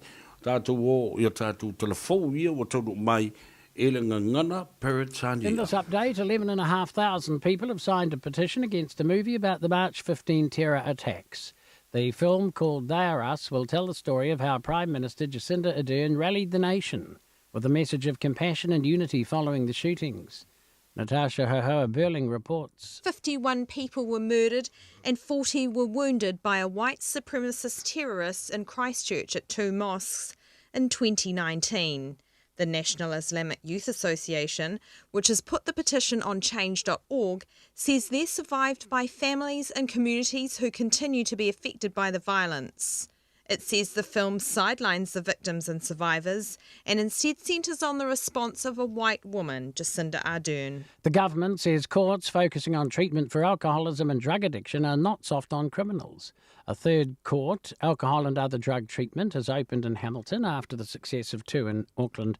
Courts Minister Opito William-Seo says our punitive system hasn't worked over the last decades. He says people want a safe and effective justice system where people are treated with the mana and dignity they deserve. There are some aspects of criminals where jail centres, long-term jail centres, are only going to make it worse. This is a therapeutic approach, particularly with those with addiction and alcohol abuse. A top psychologist wants to see improvements to our mental health care. The World Health Organization's released new guidelines seeking to end violations of human rights in mental health care globally. It says people-centred community-based approaches are proven to be successful. College of Clinical Psychologists Executive Advisor Dr. Paul Skirrow says treatment could be better and it doesn't have to be expensive. Changing staff attitudes, the approach that we have, and spending time actually engaging with service users themselves and families, that's not going to cost a lot of money. That's more about attitude than it is about investment. Dr. Paul Skirrow of the College of Clinical Psychologists. That's news. In sport, what does it feel like to follow in the footsteps of a legend? For men's single sculler Jordan Parry, it's a combination of pressure and inspiration. The 25-year-old will represent us at the Olympic Games, taking the place occupied at previous events by Mahe Drysdale. Parry says Drysdale has been providing him with an invaluable amount of guidance. For someone who's not been to the Olympics, you're just going to need to have all that advice you can grab, and he's just been amazing at that to help me out there. So yeah, there's pressure, but bring it on, you know. The Crusaders are relishing the chance of playing at an iconic rugby league ground. Uncertainty over the lockdown in Melbourne means this afternoon's Super Rugby Trans-Tasman match against the Rebels has been shifted to Sydney's Leichhardt Oval. Halfback Mitchell Drummond says he's watched a lot of West's Tigers NRL games at the venue and it'll be great to run on there himself. That's sport. I'm Bruce Russell.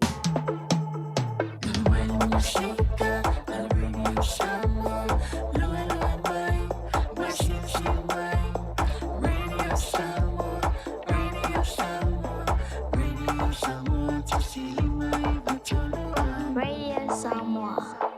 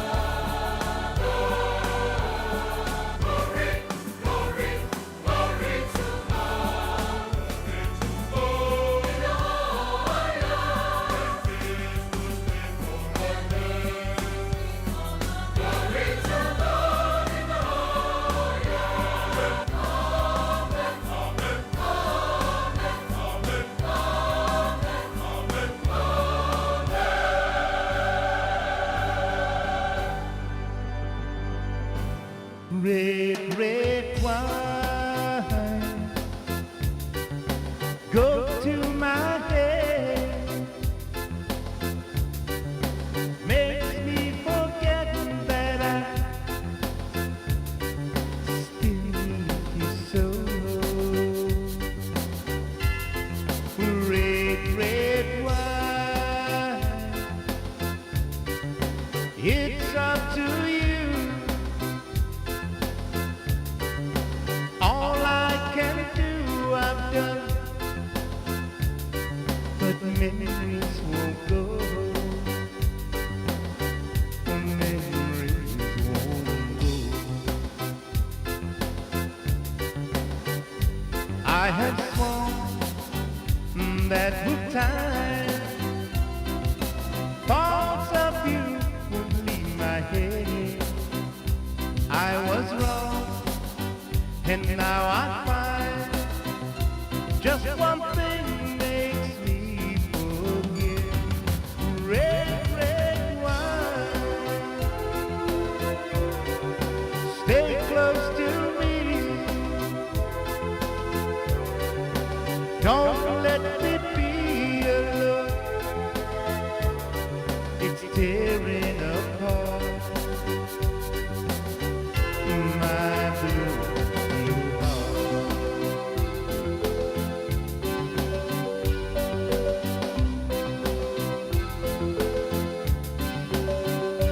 I have sworn that with time, thoughts of you would leave my head. I was wrong, and now I find just one thing makes me forget. Red, red wine, stay close to me. Don't let me be alone. It's tearing apart my blue, blue heart.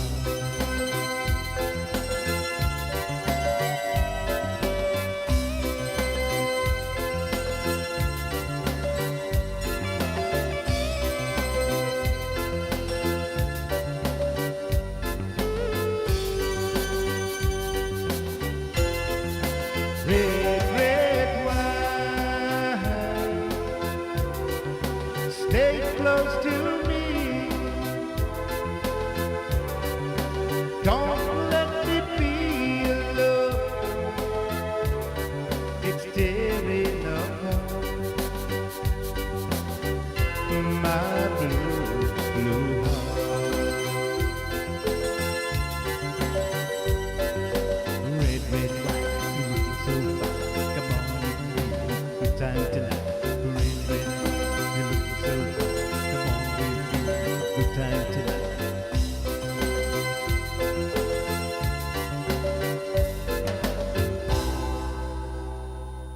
Talofa, we're the Katinas, and you're listening to Radio Samoa on 1593 AM.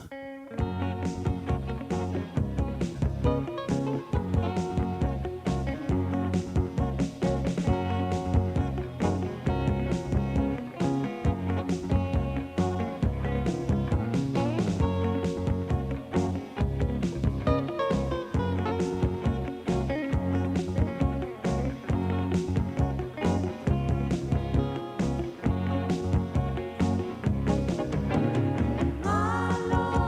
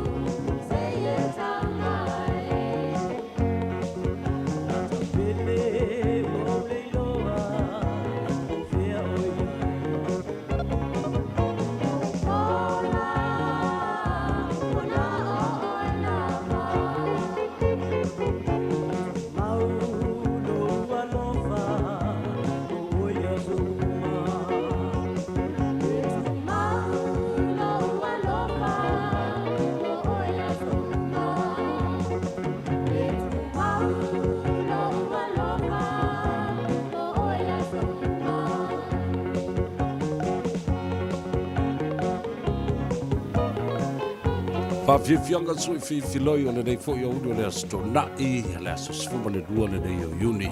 Lua whenua sfuma le tasi, ma Savea ma le Tanoa Ava i le nei aso. Ia e te maua i le sa, le ise mea pio pio. E maua i le aka mo le kangi, mo le whaali i maua le kuwheula. Ma le o ongo. Ia le na. O le mea ri e whai mea tu i lunga, alo e whai sau i puti. Ia ma whaasa sao po na iwi wātou le whaafonga le atunu, loutua, ia whaisau exercise, ma na vai tonu, ma na vai whafo, tu whiula i tonu. Ia koe sa vuela ia le i pa mele ui piti. Whaaboi moe o lo manuia le rei aso le whaafonga tāpua ia le atunu, ia te utou. Lau whai ngā luenga o e sa ngā lue mai le aso ngfuosa i o mai le aso na nafi. E le whaala vela vete le alna le na uta ua nei le tai hau sa tula i mai na le vao Mangry Bridge ma le Massey Bridge i mangele. A pe ono e ta vale. Na poloka ato ai le awala le tai au nei. Ia le mea ale nei o le sao sao. O le nā live anto e fo ui o le fautuanga ma le lofa. Ia, wha malusi au ia te oe te nati ma tuli le taimi. Tu se hawa noa mo oe lava ia. Ina ia mawhai o na e taunuu a o lava le taimi e tā pena ilau whai ngā malanga. Aua fo i te tulia le sao.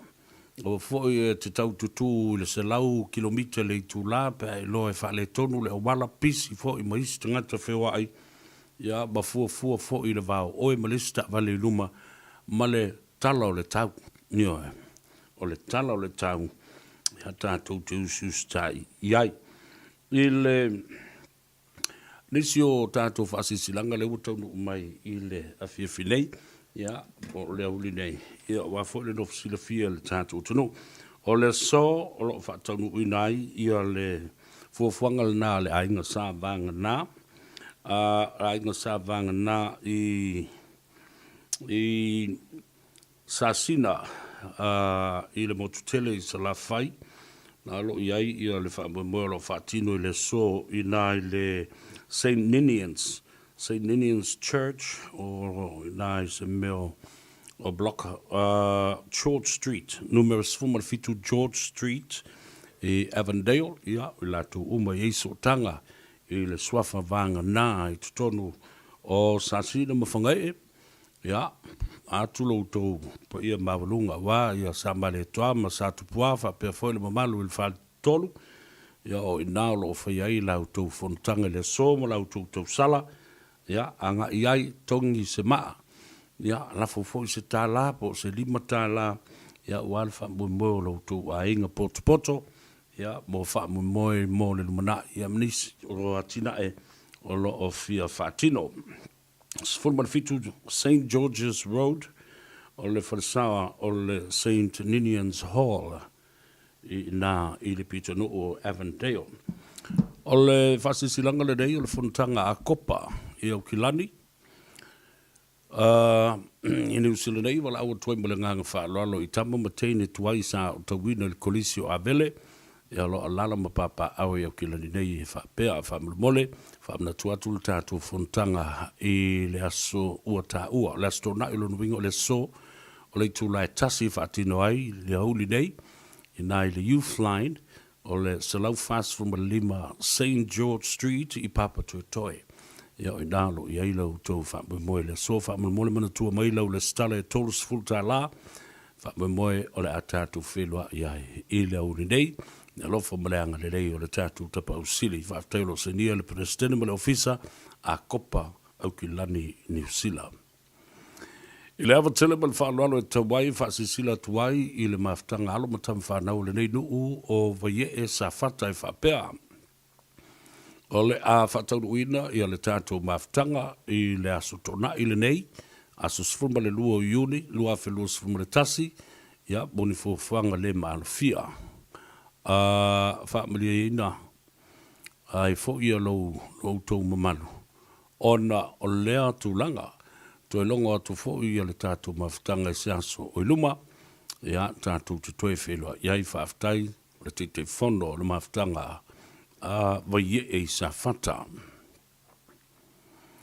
O le whasisilanga le nei mo alo matapa whanau uma le nuu i loto whanga, pa ia lava lea i la inga salvalasi, ia malulua i sao, ma le sao whapito, masuafa e pui pui e stangata o le vaa tau molasi o whainga malo. Whaatili ma le maunga ma le matu whapewhoi ma le whale atua. E a fua mai lawa i maunga te tele marui o le nu. O le tua au. O maia si o tātou nu tātou te si revi inga i le lii mo ana wha mianga te tele i lunga o le tātou nu. Molo su ni a Silvia. Ia le a whaia le tātou lotu whaaftai. A le tātou nu le asto na i le aso sfuma le iwa le nao Juni. Na nuinga le vas fau. I le itu la sfuma le tasi. Ma e whaia le hola le Katoliko. Numero sfuma le lua o Tara Road i o Tara. Su mai tātou whaitau langa. Ia malafa whaatasi.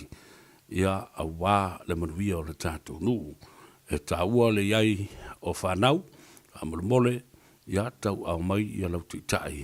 Ia mole na vaso. Tali i le fono le tātou maftanga. Whaaftai sai nia te fono ma lau lau. O suafa ma whale upolu o loto whanga. Ia ma le tātou whaasisilanga tā uole nei. Ia wara whoi lau soifua maloloina. Leo toi po i malae. Ia, le au ngā tele mai le tui tau whaeilo. Fui mo tele ni tala e whae le vai o le ola. Ia, le vai o le ola, le vai e toi wha fo i sielo malosi le telo ngasi o le fatu. Wha pena fo i tūlanga o le sela, ma le mama. Wha le leo fatu ngao, wha pena fo i ngasi o le ate. Ia, ma se la fo i le toto mawalunga. Ma le diabetes, ia po o le ngasi o le suka. Le leitele, mo le ngasi o le ngungu. Ia, ti ngā o so onga opo na iwi o le tino o le tangata. Ia, ona, so o mai lea, tā o to lua mo moe lua i ma le vai o le lau a voka fau le o tau mai o tātou.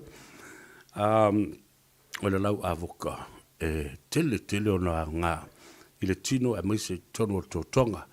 E ini se mau le kānesa, e ini se mau le meo ngase o le fatu, ngase o le mama, ngase o whaalelei o tō tonga pei o le fatu, o le fatu ngao, ia whapea fōi, ia male, o le kini ma liva, ia po o le ngasi o le ate, i sau vai a voka, ia sosoani i atu. Ia mara kamararea, e makua mo mosi e ia, o mosi e ma e au le ia kiri ai, ia le nā, o lua tasi, lua iwa whawhitu iwa, lua fitu, o lua tasi, lua iwa whawhitu iwa, lua fitu.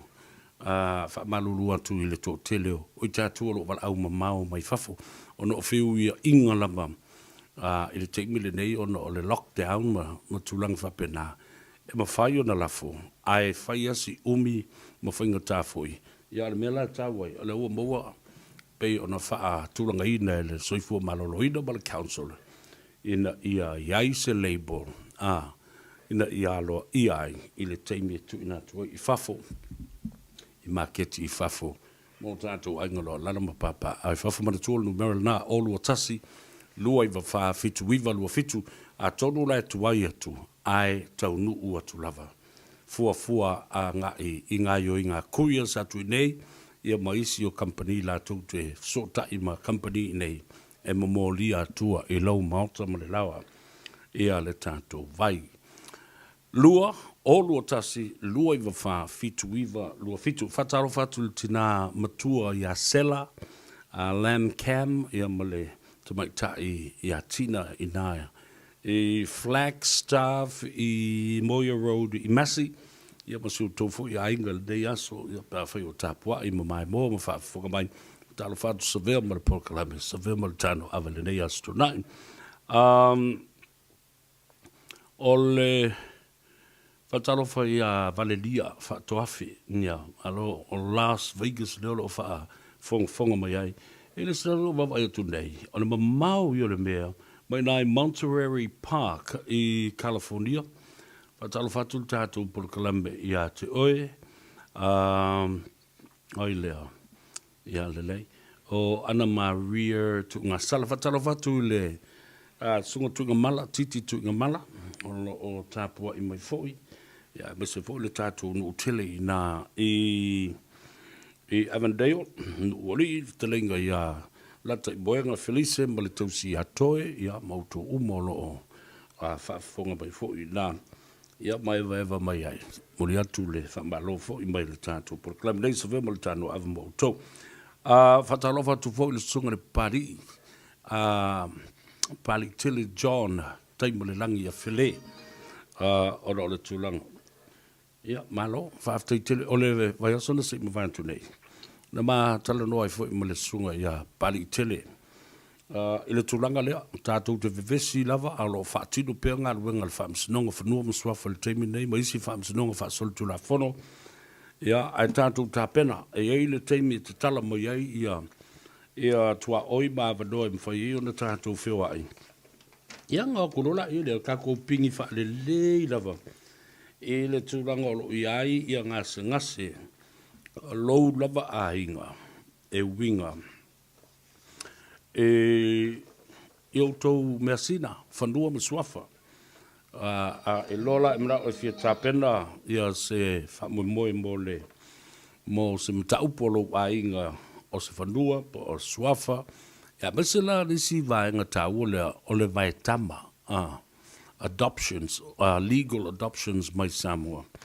Ia nei wala aulea ia le sunga whaamtala I lau mata upu ma whaifo use awa noa te lua fsota I ma sunga le pali tele o lua tasi o fitu wha lua fitu lua o lua tasi o fitu wha lua fitu lua o isi no whangala nei o lo mawai le vai le nei o le vai o le ola o le ngate na maua le telefoni o lua tasi lua iwa wha fitu iwa lua fitu e text ma I ilo swafa ma loutu atusi ai te malanga sa o la vailisi o tātou whale o loa nawa inai o Tara, numero sfulma le tolu Lappington Road, off I o Tara Road, sful tolu Lappington Road I o Tara alo iai I le maunta le nao le whionga le saoli I atuala, ta wā tino tau pa u, I ma le whaltua I a peka ma le ai ngā lii. Nā e te surufa iai e maua I lau vai e leola, vai e leo le lei, nā wai ma le label, label alo I e le tūla whono. Ia, o I la taula o lo alala mapapa au le si tu atu leo au kilani I saute. I nā I pe I Manurewa, Weymouth, Glendon, whaasolo atu puke kohe mapapa kura, o no toa ngā I ane lea I le numera luas fuma le lua Templeton Place. Glendon I Manurewa, luas fuma le lua Glendon, Templeton Place, Glendon I Manurewa.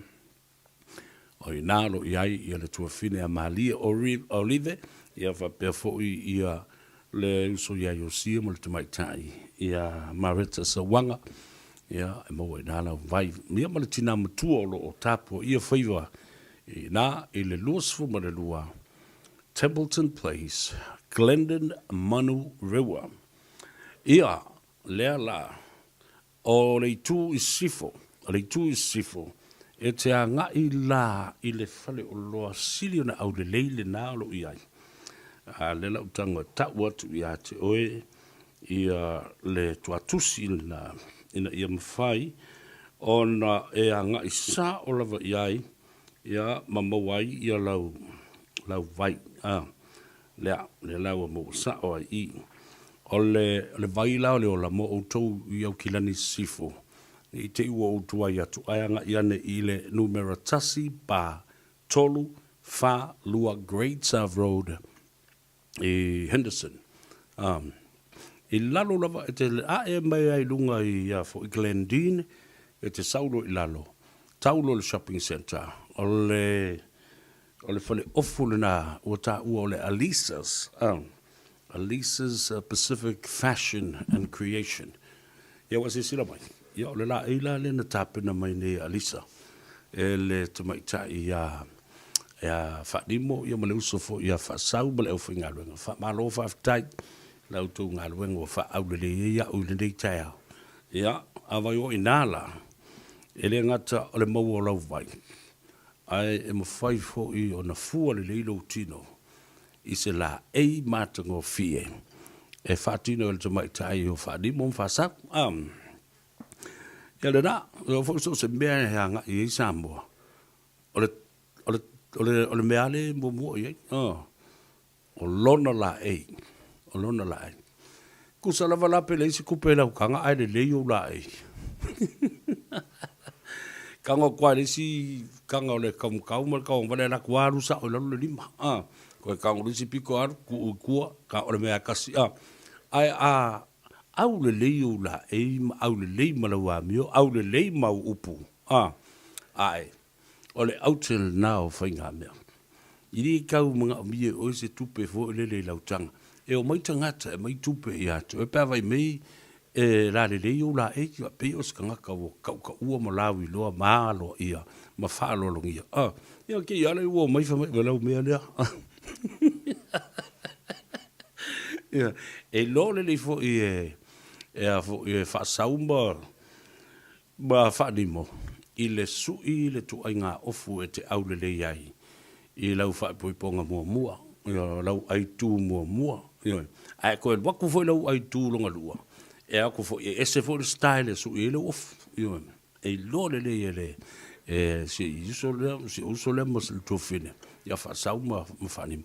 Le tu ai ngā style e su e lau ai tū longa lua. Lau ofu longa lua.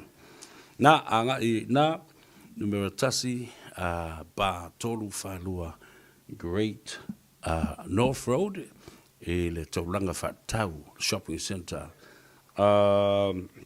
Henderson e tasi ele whale ofu mātango fi na e te a ngai iai e te tasi ele utilo e whapea o i la le wha au le leia kua e le whale lea la Lisa's ia no kamalo Savea ia le na alo whaftai whamaloli i whasau whanimo mo lau tō whinga luenga ngā luel ne aso whatalo whatu fo i se o tō whine ia Maggie ia ma siona tina ia Peka ia ma le siona ali ia Pio ma siona tō fo ia inga i mangele alo le soifu mnuia ma le langi ma whatalo whatu tu mai tai o Maggie o le alo leo tu mai tai le tina matua Delise wo whai langi le wholaunga ia lo lalo pempapa au il no fanga sa yesion tina le telo tau sango bavai talo fantu le ofa mana yo ainga fo i uso matuangane ia masu tu ainga i te motu talo falava malo le so fu manuia fa uta mo le tamo ofili ia mo le ftelenga ia au pa au ina Glen Innes ole tina matua ia pele ia masiana tama ia Hope ina Paddington i Glen Innes aloli le soifua manuia sunga le whawhengainga ia whaso le tala lei au waa mal filtua ia le no whaalo ma le aingali i ma le malu le kalesia baptiso ina i Richmond Road i Grey Lynn ia tu ia marianga fo le nei aso ia wha malo tu fo i whaaftaile ma futa mai i le au nanga male tautua i le so o mono tola noa tu i mera iolo tutupu nei i fiti Vanuatu ia Kiripati ia male malo tonga o tosi sila i le matau tia ho meolo tutupu mai ai le wha there is a widespread of corruption in the Pacific ia o lele la ua ngofo le pare mi o Vanuatu la tau ia ma whaatau le atunu ia tu o tulole si vaenga o le Malta o le pare mene o Vanuatu Elfi ai ma le fonfta lai tuli fafo le pare bia tuli e toi ma ministai to sfurma le ono ma fai pule io fea la fai fea le a fai ai le fata wino le atunu fa pena me e ono tupu mai ai tatou fata Kiripati ia na le tasi le miliona ta la na fata e saina fata e saina ia le atunu o Solomona ia ma Vanuatu. Oh my goodness. Lena. Ole vaso na sei vai tu nei.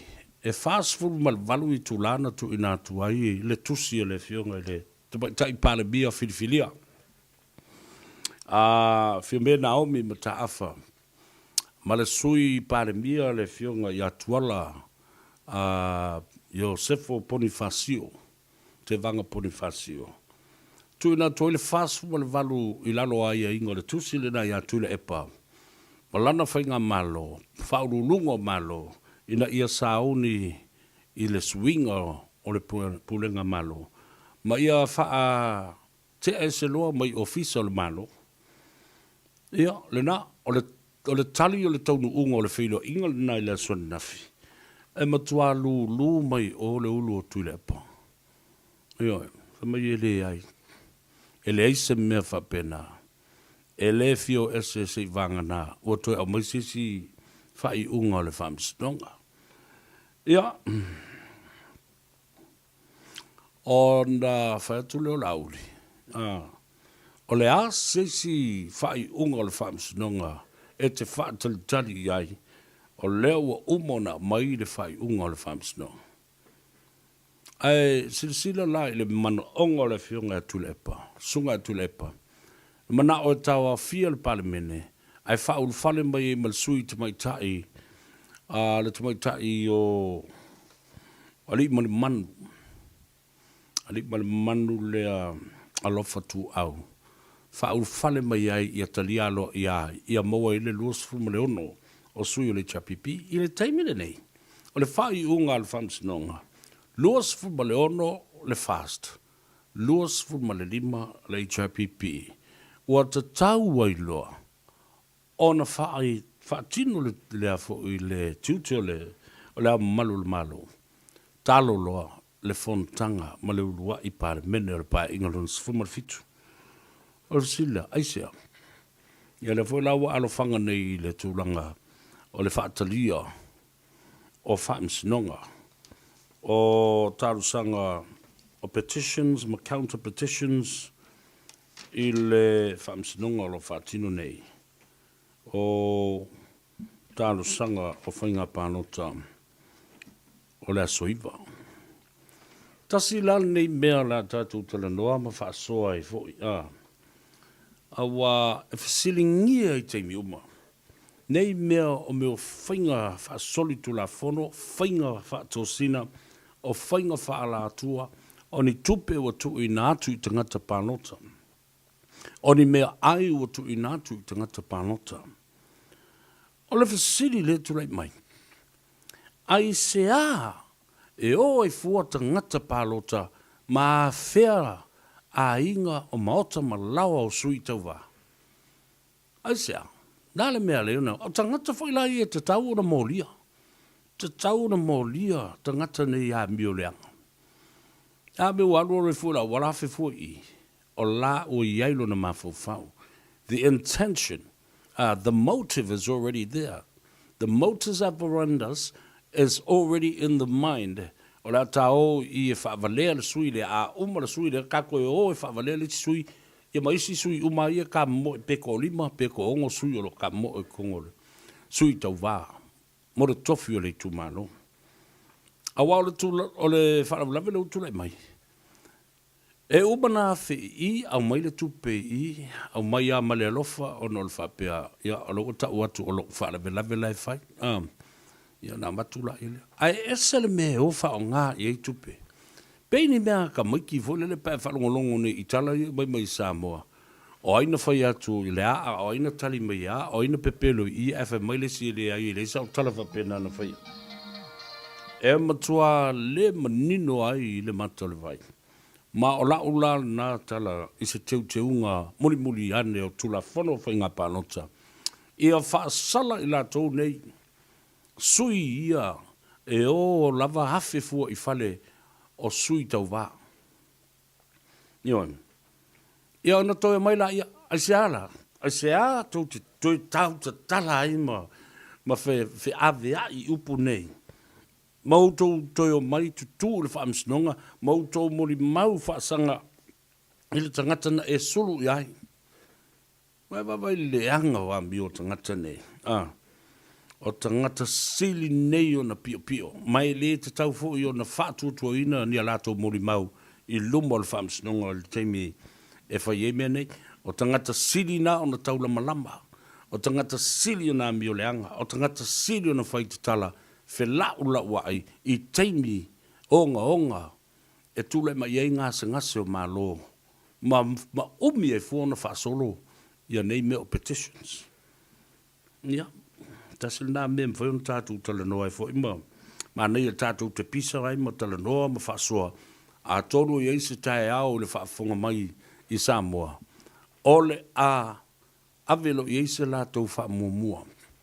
E whai o le lo whaatua sui tau vā. A o le vāenga la lea i le tau whaaleanga ma le tau lama lama. Le la atoe o i lesi suli. I lesi sui tau vā. Toi whai e le mori mau lea. Matua i ova le leanga. Ma wingo tātou tangata. Olo wha sino nei. Olo wha le wala i o le mafua wha msinonga nei. Ia matangi a lesi wha sanga i lesi. Ana i o le nai wha o ngā umamea nai le temine nei. Petitions and counter petitions. Ia awaini i toe. No wingala o le asonga fua nei. Po nā nei fo i wata tawe na lauli unga ma i se unga tustusi a le mataupul nai le vāo ngā toloi wha ana kidlo. Ia ma le fionga ia mangele se kati fioi. O se whai pure siri ane o la i titi. Tasi la lea ma nei o le i tumalo lea. Ngā toloi wha ana i le tele o tausanga o se e le tofi lea malona tama. Le fionga le totoli ia tofi lau eti al sana. Ai sau ale le afo i le tangata tala voule nei. Olo no winga. Ua le lava vafo i le i tu malo. Wawa li te leo palota de malo ai ia le sui lea.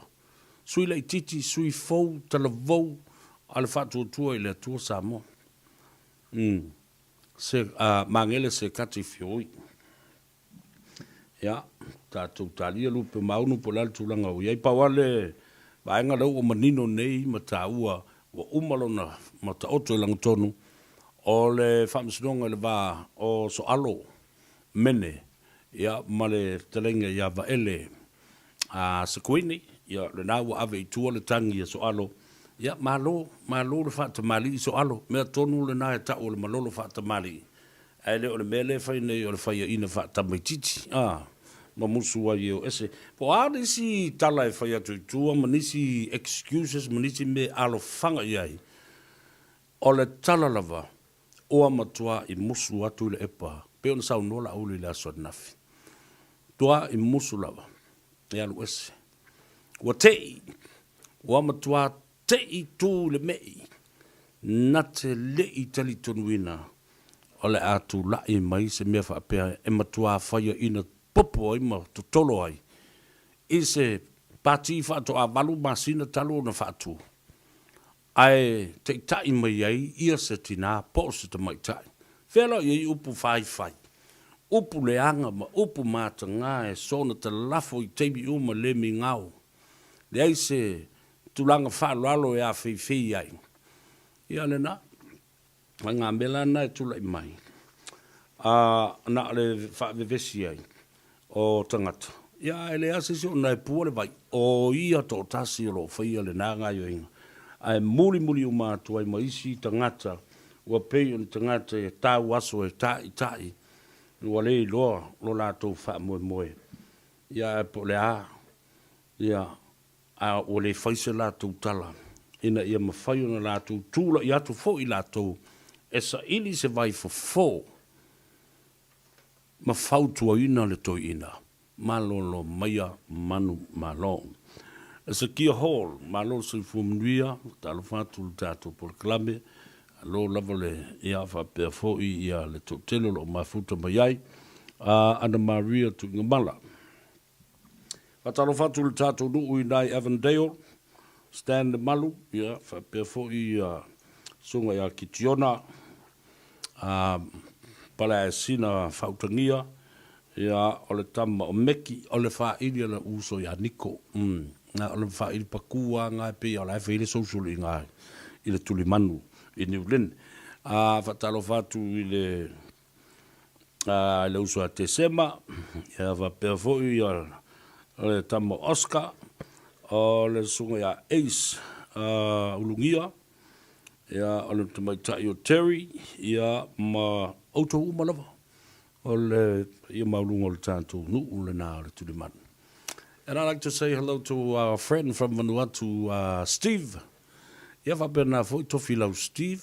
Ia ma Ole a fionga famuina Eddie Gabriel. Talafantu lo sunga Eddie Gabriel. Ia po le fionga fo ia famuina le ele tato nu ule na ma utou lo o asani o na whaama popo ai. I vai aso te tasi. Ia ma tātou fo i whaputu ngā tupe. O isi se lingi o kirisi masi le fo awhal tau sanga. Oile si. Sapati, toi lolo. Ma lole soi fua manria. Ia pe fo i ia oile spooky bug. Fata, Nicholas Ulai, Awa Lavea. Ta alofa le i malolo soi fua manria. Ia pe fo i ia oile tamle Jerry Vaunga, fata alofatu. Alofatu ia Doreen Tome. Ia, alo. Ole la tau ia vala umai le vai ole ola ma le vai avoka. Ole numera, ole o lua tasi, lua iwa fa, fitu iwa, lua, fitu. Fatalo fatu i le uso ia tuli au pupu. Whionga muri anga tele. Joe tasi, ma le whaletua ia moli, ia ma siutua fo i a ingari. Ia ma wha malo atu ina ua mai o na whaifo langi tau le sunga lauli. James Tassi. Ia manisi fo i la tau sa tau li le whala o no le whaifo ino langi tau ma langi malo fie. I le vai aso na sa ima vai atu nei. Ma le nei vai aso. Ia i le a ao le fionga i le anga i tupu ma le matua whaiva. O tufunga tātau. Tula wena Mareko Palea. Ia malona whale lua. Ia a o se tapo inga malama fo i mai le fionga i le mea na i tāua. Ia whale na oti muri anga tele Stella. Alo lava. Ia o te lofo lai whailo tō ngā luenga nei aso. Ia watu fo ia le wha ma whananga. Ia mole wha marusi au. A wai le whaingofia le wha tino ino nei ngā luenga. Ia ma kou ka pulu ia ka ua tio. Ka pulu whaasolo a ko. Ole kele ala ka pe. Ole ka pulu. Ia mu ia le tō telo i la tō ua mai ma tā oto i tu funga ata ma mai o le nei fo i vai tau. Ia o maneia ma manu. Ese le ma ati le matungo fie o le tongi ma manu matungo fie. Ia o tō tino awa. Pera SMB ma whainkoe ka pe. Ia, rena. Ia ai, avantu fo i le wha malo le nei asu ia tūtou. Malo le au solo i lau fionga tulowena, ia po le sunga fo i asua. O i la tō lo whatino ina le ngā luenga le ai ngā tufunga tā tau le tunu. Ia mbau tō whāle lua. Ia, ria telefo i o tō whaiva mai la tō lo whangaina le nā au nanga. Tātou o e wawai fo i mai. Ia, te talo le tātou leina. Ia, awa fo i ia le tūrangalo. Iai, nisi o mataupu tātou te whasoa i le so. Scout here is a small boutique hairdressers. We pride ourselves on looking after our clients, and really, we give them more than a haircut. We're also a bit of social support. We're part of their community, and they're part of ours. After COVID-19 hit, it has been pretty difficult. It hit us financially. We had to work longer days and spread clients out, which took a lot of extra coordinating, and I basically had to work a lot more. The COVID-19 vaccine will mean that lockdowns will be much less likely to happen. It'll give us back that reliability that we need as a business and continue to give our clients the community-based care that they love. For owners of hairdressers like Annabelle Kinley, the stronger our immunity, the greater our possibilities. Find out more at covid19.govt.nz/vaccines.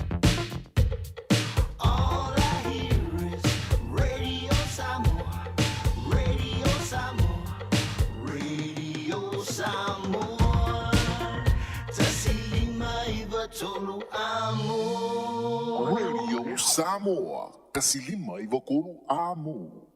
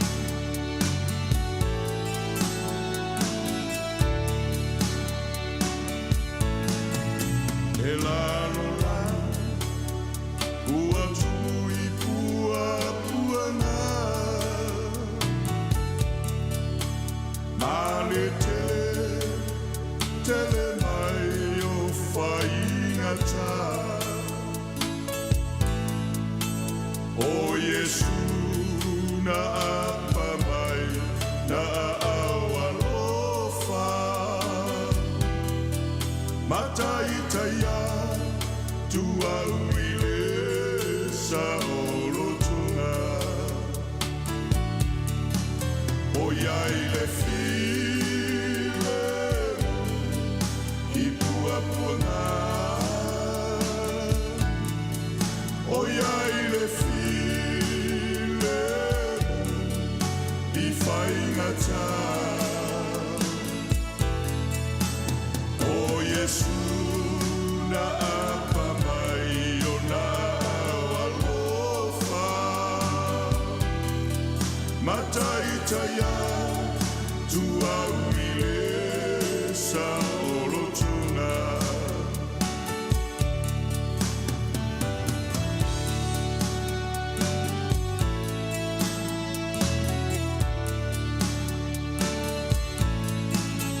Sapeita o se fatu a tanu ia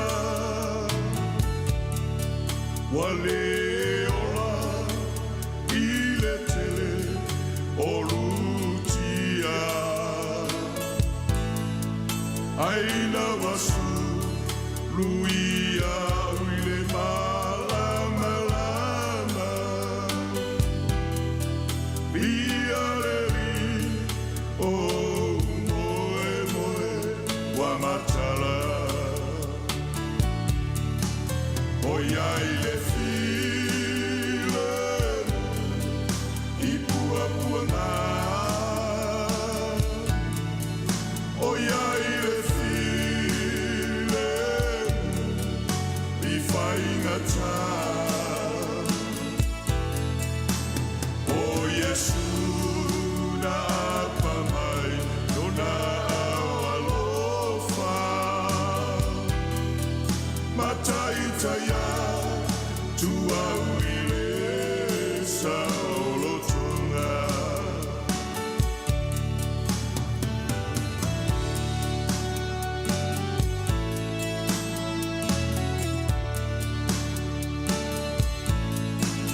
io e moi oro o taola i pua puana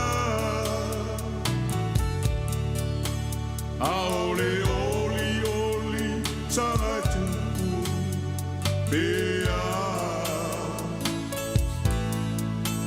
awanei o tapopole i matangi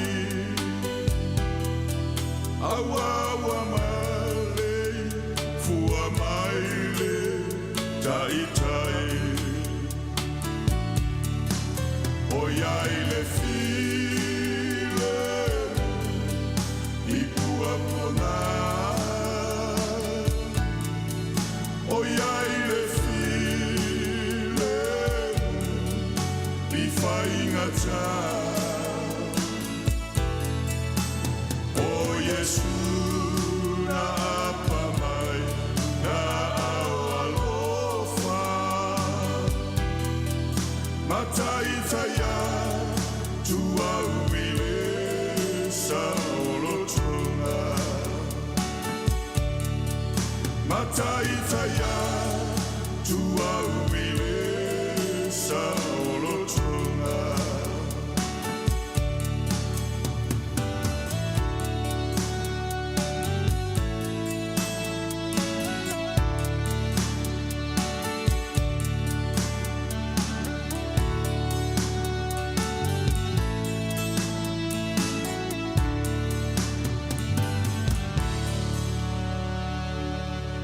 ...24 hours a day, 7 days a week. Radio Samoa streaming live on www.radiosamoa.co.nz.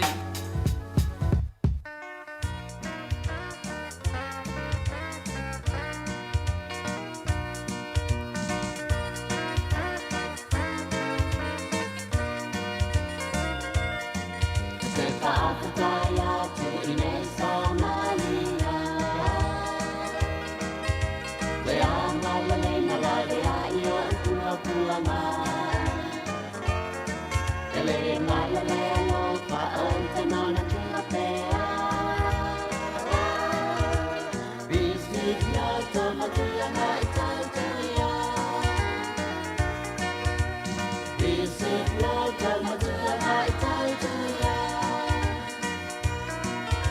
Te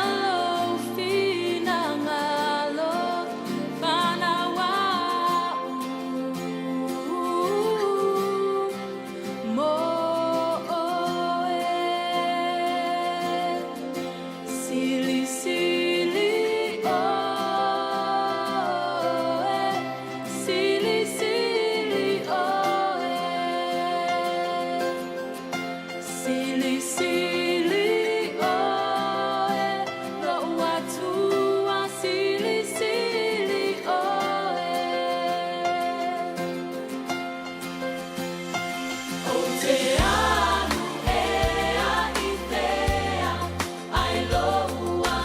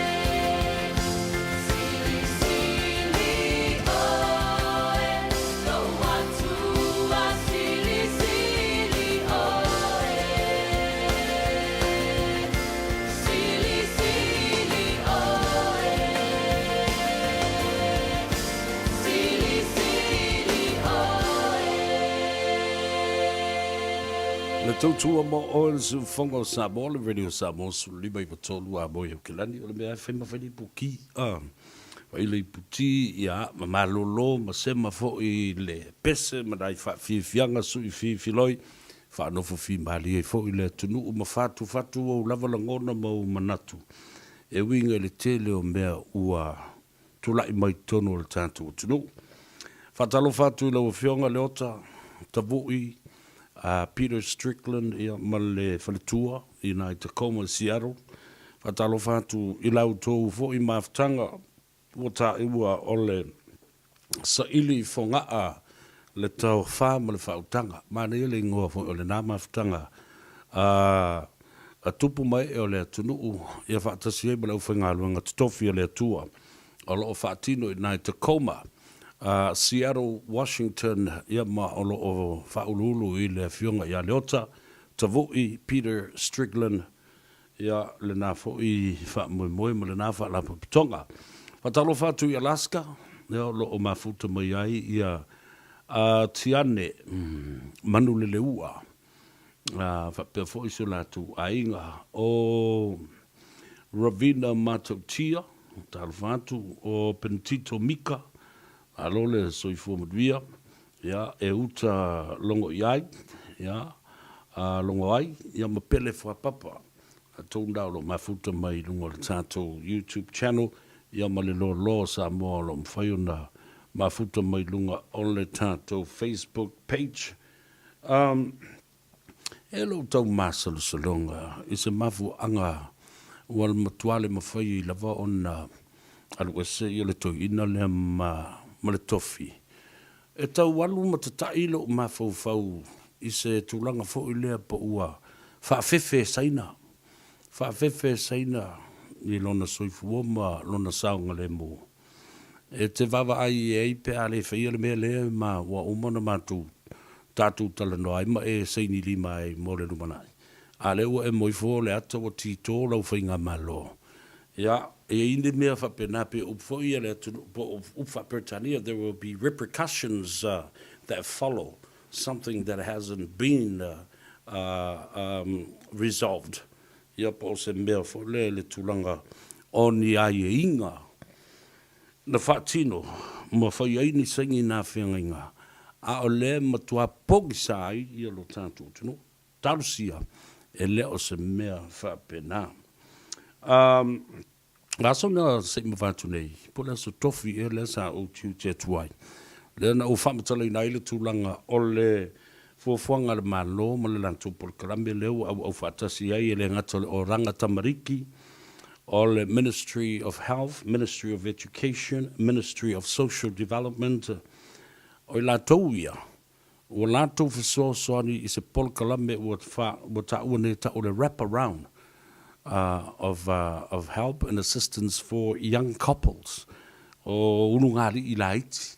Ua maua whanau. Ia ale nau ta isa fulma le ono, ta isa fulma le fitu, isa fulma le valu tausanga. Le uma onga. Ale ua maua whanau. Le aini ngā luenga. Le aini to mai whaapitoa ai mawhai e nyona tausia se ainga. Ale numera la le na mai ia tea. O le o lima, o valu, tolu, lua ono, wha lima iwa.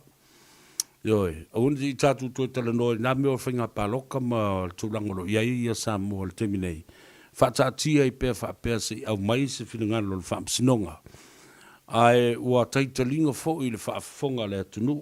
Yoi, ai o se mea whaatia ngā mata, whaatangi mata, I le wawa ai atu, I lunga o ata televise, mo meo penga te whailangi, o upu e lafo mai. Ina o upu e whaanofi maliai, e lalo manatu.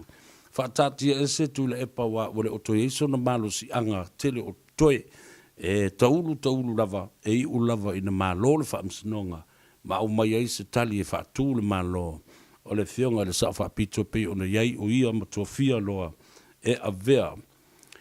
O se pale mia filifilia, mo le whainga malo fau o le atunu. Tau no utoi avatu malesi vaenga le nei e tā ua tele. Nau na e nofo ama oe. Ana sila fia ele fionga I li I loia si ni o le tunuu. Tau la papa Brenda Heather Latu, whapena fo I mo le whionga I matawheo George Latu, e lave ai I la ua, I le lave tū o le tū la whono, pe ona whaatino ai le whaataunu unga, o le wha tautoina, o le whaipule, o le whaipule, o Minsta, o le whong talai, mo le sui whong talai, o le pālemia, mo le sui pālemia, a le fast. O tonu, se manu la te le whaatinoina lea tūlanga, ma lea sauninga. Ioi. Ai ana whaapea, ele I lava le la sila fia ma le sa ili le tūla whono. Se manu la te le whaia lava lea tūlanga. Ta oto I la whaapea lea ma ta upu. A la tātou oe tala noa ma whaasoa I le tūlanga o lo iai ia le polkalame le nāra malo. E o ngā mo I tātou I nei. E o ngā fo I mō Samoa ai mo I tātou lava I nei o lo alala ma papa au I New Zealand nei. O tu ai ngam taupu nei tauna tātou o sa ili ai se vai fo so soni I a tātou whanau. Tusi lalo numero na o lima o valu tolu lua ono fa lima iwa. La se awala mwhaiona tātou so soni a tātou whanau. O oe o iai lea toli I. Ia ai whātu asfuma le ono tau sanga le matua. A o lea o le o toi a onga. A lea o le anofo e tausi le pepe. Ioe. O oe le tina e iei lau tamateine. Sfulu ono, sfulu fitu tau sanga. Le uma le a onga. A o lea o le anofo mai. E tausi le pepe. Le porkalamela le na e ta o le fusia o le fau o malo. Po o le wrap around project le malo. O tal tonu e tā ua tele le nā. E mawhai ona whasosoani I a tātou whanau. Awa, pēla o se vaianga le porkalame le nā. E mawhai ona whanau mai le pepe ma tausi e mātua. E a tasile nā pona o le mataupu lea. Ona maila ia leo o toe whaapolo ngai le tamama le tina ua mātutua le o toe lava le mālosi e tausi ai. Ai o le lofa lava lea. I le vaai mata o le alu o le toto o le toto o solo o le ngafa. O le a lai ona tango atu ia mātua e apo mai le tamaititi lea. Ai mawhai ona toe fōu I le tama ma le teine lea. E a o au ina nisi to mai whaapitoa. Ma toe oi le a onga. Ioi. E toi mawai o lātou tu spasi o le NCEA level 3 or 4. Ia. Foe, ta tala le tātou leina tolu fitu tasi lima iwa tolu. Alessandra Fale o lo o whaafonga mai I Sydney, Australia. Ala tanu siaki mai Sydney fo I Australia. Tolu fitu tasi lima iwa tolu. Leo o whatu ai, ia malia maia. Tā tia ia le ta upu I Samoa. O leo o tātou I lore lei. Ia tātou tala noa lo I ma ta upu I nei New Zealand. Ia, masa ili ai, ia se vai fo mona ia tātou whanau. Ua pangatia o lātou soifua. E mafua sea. Ai sea ua mafua ai. Ia le tūlanga la lea. O le whai ainga la iti. Ai le I uma onga. Ia, whasosoni me le tātou mata upu. O le ta mamale tina matua le lei. Ia le tō whāma le whautanga. Ta tala mai le ato pona. Ia, se I sa iri I ai ia le tō whā le atunu. Tolu fitu, tasi lima iwa tolu. Ta lofa malosa I fōmanuia. Ta lofa. O ualuna le. Ia, wha ta lofa malosa I fōmanuia le walau. Nangi mai lo fionga. Peska. Ia. Asle wa yali. Ia. Savea o masinga. Ta lofa masina. Lo sunga pali. Ia. Alo le se fua la blei. Bagaya kele la polo karamisa vengi au. Ia wasa de ala sawanga. Naka kia ia me sa bo.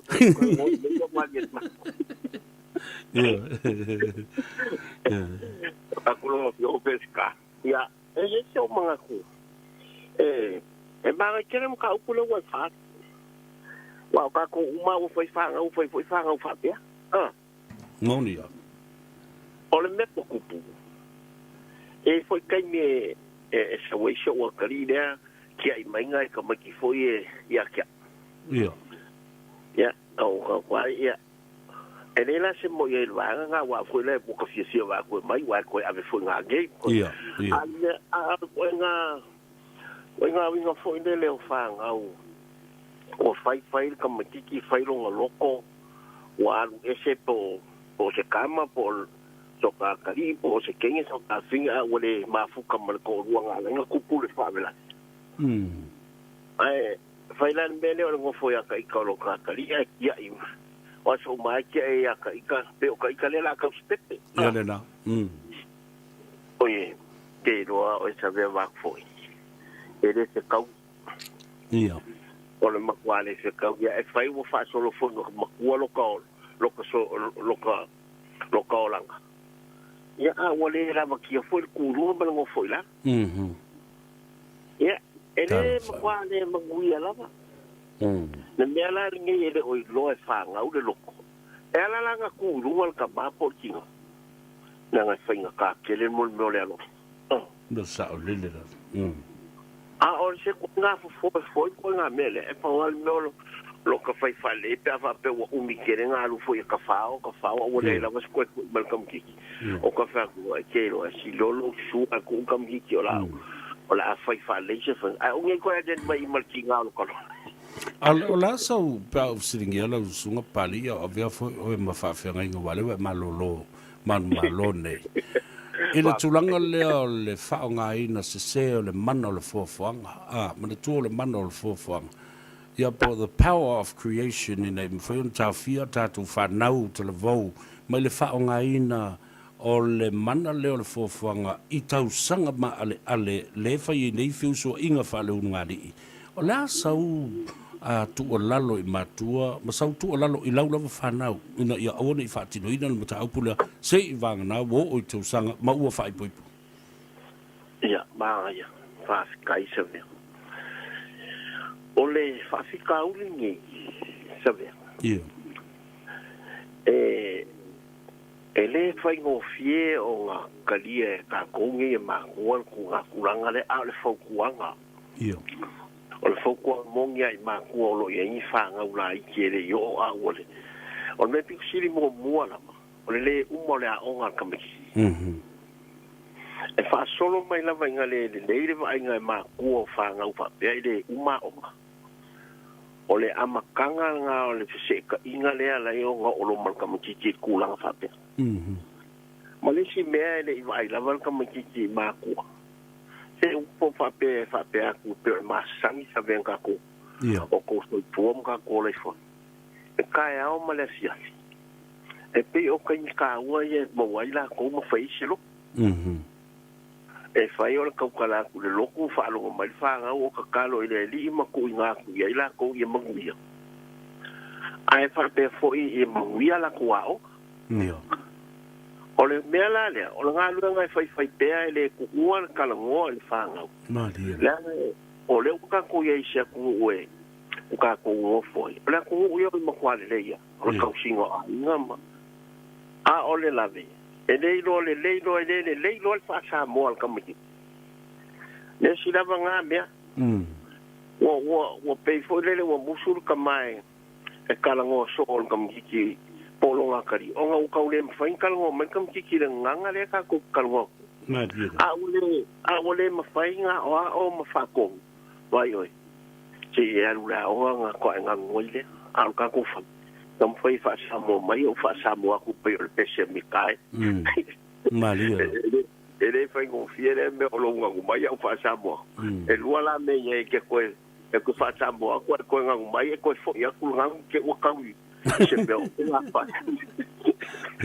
ke wa le aku o le masaura nga ku le apaka ku ya le ya aso foi na lo tai mo lo sa fo i lo sunga pali tele cha to pa mi le so sa o al ka ku prokala ma wo mo ni le lo fa sto Savea ka kia ia sa mo ola la ke ia wa sa oi la u fu ngale wole kasi de vale ala ke le pa solo ma vale le ma ko ra ka vale ko ma ka ko uru ma vale ko ma upo fai i de ke le vivesi o ma kwale do ala ma se si upo ko fai Ia, ai su iai. Manguia le fai uma foi le local me Savea la ofio. Ia, ma lo fa tato felo pe lo fatu mo lo sunga le palitele. Ia fa soi fu ia. O to no fo ma vo fa wi me no tu sia nei mai le va sun se im vai atu. Le mele fa nga solo nei Tanoa Ava ma o se upu fo le le masani i Samoa na Talanoa I mea fa penei o le sex education to lo Samoa ma lau fa fonga mai o le ato mo fai lava fo I le ngana whaingo fie ma le singa ngana tala whea ngai e mamori atuai o le sex education le mai nei e papalangi ma le fo fa ngai le curriculum fo le o te lofo se vaenga le o le whaatino le oranga tamariki ia whapea fo isi vaenga o le matanga luenga o le soifua maloroina matanga luenga o onga. O loo whamalosia ai ia le sota inga le nei ma le matanga vava la nata le va o le tinama la na tamateine. Whapena fo I le tamama lo natali.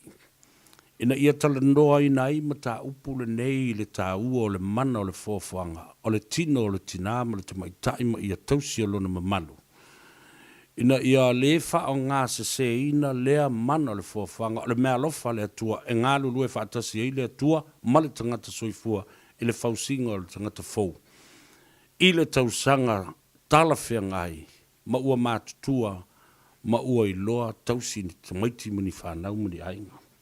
Alla lea o te talitono ia ese le tāua o lea mata upu. Pe a malama matalia ina ele tātou atunu a maise tātou mātua. Ina ia mawhai o na whasota ia tuai. A vea oe o le wō sili o na pele I le mawhauwhau o lo atali. E whasiri sa o tualo o atali I lea mea e winga me o whai ngā wō ma le whai o se teine ma se tūlanga whapena. But you're also open enough in terms of honesty to explain with love and care I lo watali le tāua o le nā vaenga o le mana o le fōwhanga e le so ona whaonga ina mai e le whaonga ina I le teimi o tausanga ma ale malaiti e tomaiti. Talofa malo se fōm duia? Sa fōm duia I lau fionga Ja, le swafa. Yo le ngo no mia. Talo fa banduia, ia sa banduia. Ia, ana ia foi falong longo tu de. Por kalame ia mara for sanga nei. Foi yaso ia ma nei tu la. Wow, alu dei longo lo por kalame, ia falong longo ia mo se. Tai lava banduia. Il paloka ia ka ko wal ia I lele manga ia fasi mere wa fa so mai ese malam lam ni ka ai ya fo so ka upu fole pe fasi nga ka pe ko mai ia masa o lele la bo ia mani ai ole o langa le wa pe fo wa we la fa na I la whanga wai ki la whanga ua. O le ua suiva, o suongori ka meki. Ai pe ele lo ke ai kongon makoa inga ia ko inga mea ia. Mari. Ai ele la ngonga fo ile fa so tu lia. Pe oloka I roka fai atu ka meki ki mea. Ai la me ke ale kula mai sabe como o fungue ia da o chamo o fa fica o que ale e o nero internet mas social media e kusa que man kwa ka ko vai kai ia ele querem access me o so na me o e pe o me nga le usa o sawa ia ia nga kulanga wo ia eu se upu fo I manga ia po kala menga ole wrap around before what tango fi fusi mai ia tupulanga talavou ia le a fia lai mene o ke ia wa kama fa fo se ifa kwa sfu mo le ongo ko sang tina whaafose e a male tēnei titi ele a tōra sifuru ono po le sifuru fitu fo. Wale ilo nei po le ala tapasa o le vainga o soifuanga o te maiti nei. Au na o leo wo iei pepe fo i o whanau mai. Le la wo sila sila ele malo ni usila. Wa te le le whawhita au o tulai mai. Wa taulo na Facebook kalame la le tau nei o le Wrap Around Project. Ma ia le whanongongo o kalame. Au ke le iloa po le ala statistic o le koinga kulanga I mea ia kuanga ia. Awa kaluanga o sau ngai usila. O mea ngai wo le mango whalongo I fo I ele ngakai I ka kofo I kangaka o le au mauri. Ia. Sa o le mango kupo mele. Ai yo se fai pule fo ele kongo le panenge wo moe ake ia e failanga maka upule. Ai okay o ka kongo ka mo se e pa fenga fo kangaka ia le fa fika ut. Ai o ngai le bainga ka ua leanga ka ua mai rau whaasoa ua whai ka mai. Ai re ingi I qualifications e no whai o ngā mōngi ngā luenga mani mea whapega. Awa kulanga le iei ke New Zealand ua le ngaka o le afo. O ka mai ki rungai wo lepe o le yufo le iei le pokalame lea whai ngai ngā luenga I an malo. Kama kira loa ere uma onga re o fai po kalamere o wanga loa po kalamere ave kama ki fa apprentice singa luenga ia wa onga we ia ai ekele fa fika uri re pa ko mai I le H re kalmo I ka e kama ki ola e fo fai alla ko fa tipu ia onga le anta H ia e kama ki peira kulanga re kere kama ki ngofo mai rea onga e ring qualifications. Ai peira se me venga le e a foi. Ma fai wa ave ya onga I o le system le onga re ringi on mo kwai fare ko mo asa tabe la parta o. O kele me a ele o ring fai. Ai nga fa pe vele ave le ya le funding e fa ya era ko ia la ko o fe. Pe ka se o lo ya. Awai amai ka ko ke mamala mai ka ko ngu ia ma levo ke de ka ko kanga ka wa yen to mai in fai ona fatino ia por kalame fa pe wa se sila la o la fa o e saudo le fa fonga la le tuno ta sila le va en ata wo le e au mai nei o le ia yo tatu Fala puputonga matangata Samoa mal Pasifika o malama le umana o ina I filosofia ia a maila ia ile tupe la tu te whaanga yo ia ai por kalame whapitoa whapenei mo tupulanga talvou leo o whaifana malo utai ia wai e kisira whai se kalangola per po kalame le planki o po kalame le planki o leo wa e pe wo kaule I roa ko nga po kala o nga le kere ka ko le vo I de fono le fono le sala lau ko I sosoangi a inga me pa pe mali e pe o kulanga nga o kele pe se scramble e klemere o fai ni malo ai ka uma fix mo le education system le mo kwa le ia o foi the health system ia o le mo kwa kele o fa fikau ale la ko runga mo fa fika uri fa fenga la ko foi pau ia sa ora kala wele ku po o ngau dungo ngau foi le mere wa uma ko ya wa lo foi nga po kala lalo fa tai mo rio ono tatu taimi ia ai fa tai tiri la mo lo sau tau al ne yasu ia fa tai la malo fa tai ia fa si ia na ia whianga lo le so amria we ia tatu tangata ya ta mai o mana o ina fa pitoa ia vaenga fai ai ona alu ise ala nga tupe e fa nga ile tatu ngana o le tu mleanga fa lo e memori ele savali ia ma o ina ai ia ila to nei fa talo fatu ya irai o mafutanga la kisa o pua masanyai o talanoa mai I Texas I Amerika o le stete tonu alea na whanai o le matangata wale ina ia le to ino Kennedy I le tele o tausanga o mawai. A le walu e puano foi o Veni Levy, mai New South Wales i Australia, Matthew Mawai, Talofatu, Alolil Seifumria, ia ma le uso ia tine iafi a faaso. Talofatu tanto por klame whaftai le mafuta mai, a whaifo o lewa tausanga e le i toi whelua i le sunga tine iafi a faaso, ia, whamuria antu le tua li i whaftai o lo moa lo seifua i le whanonglong atu. Talofa ma lo seifumria. Alole, na nge mama soifua ma wala sung. Ia, talofa lava le swafa. O Samoa du le ngor ketfo. Ia, talofa Sam. Ia ma ngai e ke ko ka ngo ma i fo si swinga. Io E mai fo si swinga le ka ko. tato o ese mama mai na me. Ala. E ngo ko fa ngo ko le.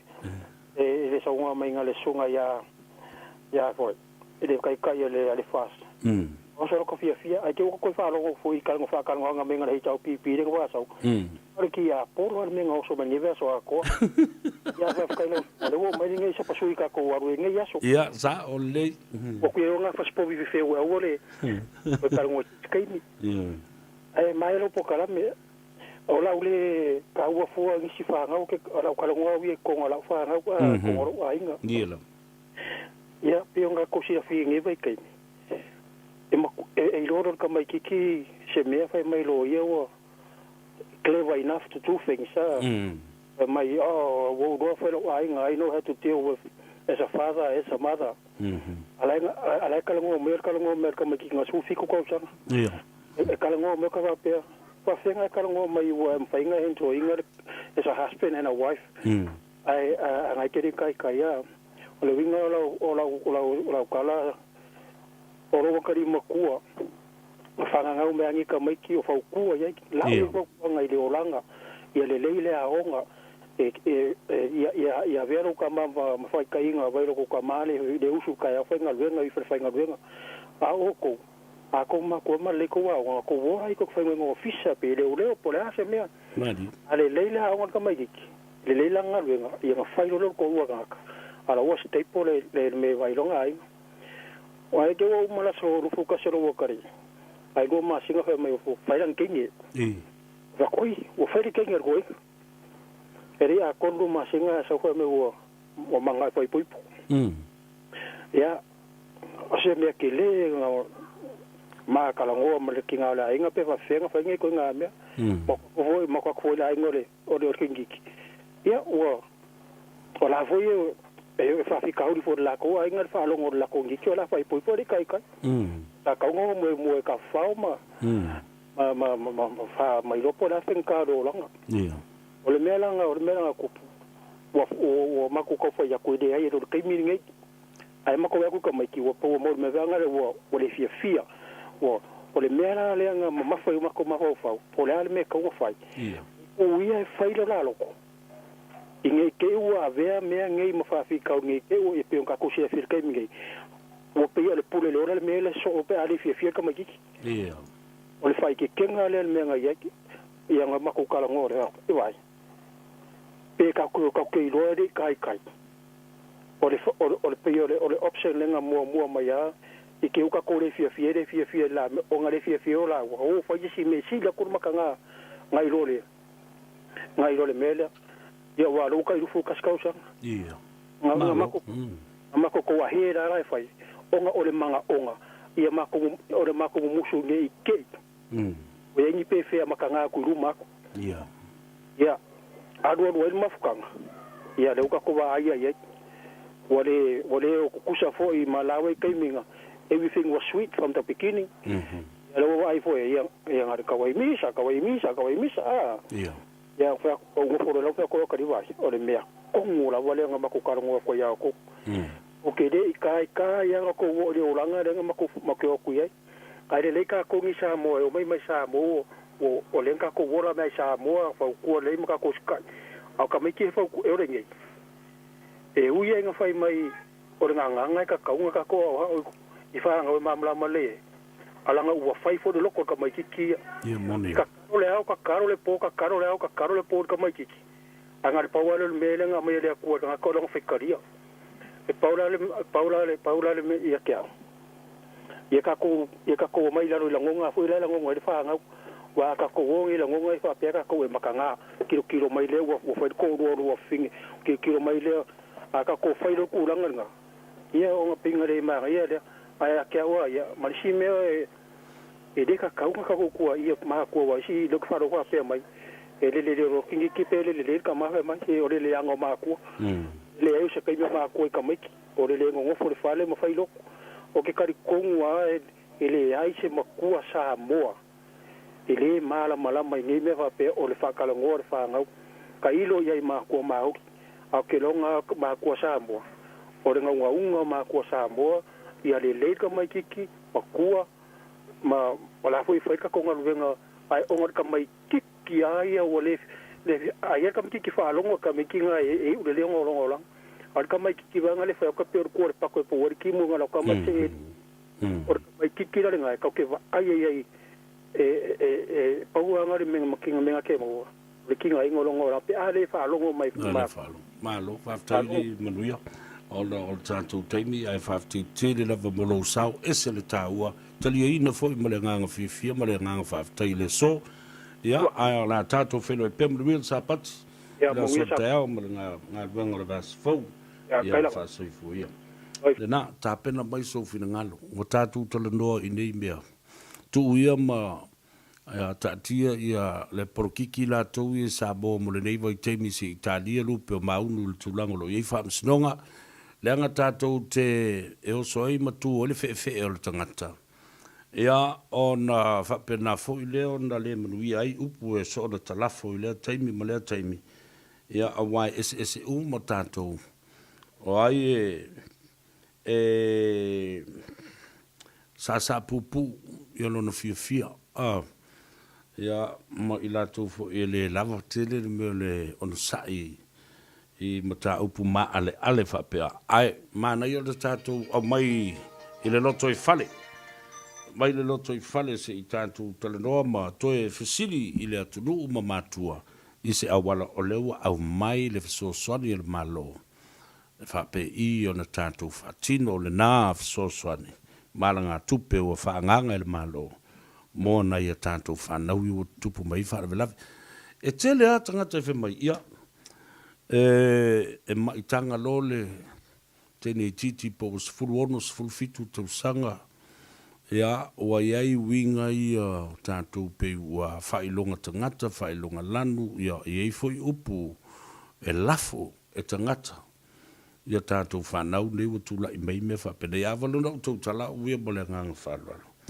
lenga sa tupu fo ia te au mara u fa na utene io ia ona matua tua le fe e o lo ngare fa maka la va le me le anga ese ma fa tu ia tafo le o le fai to mo ia upu ia te va tua lenga ele o se mea sa o mafo fo wino la tu lai mai se o la fa da ai ona na ave ese le masiasi ma le matanga ma tulanga o le popole fu I tangata ma la tu tala e la o mai ele pu o lo tino ele ile fo ma lo ma fo fa ma lo mo auru le namia ai o sili na lu lo lo fo ile afine ma le pepe fo le la fa na o tele ke pe no fo mai I le tangata le sili e pe alu e se atu tangata na ma lo fale le na mai tanga ilo o afine o le itupu o se fara vela vea te e si le le se tu wala va o tausia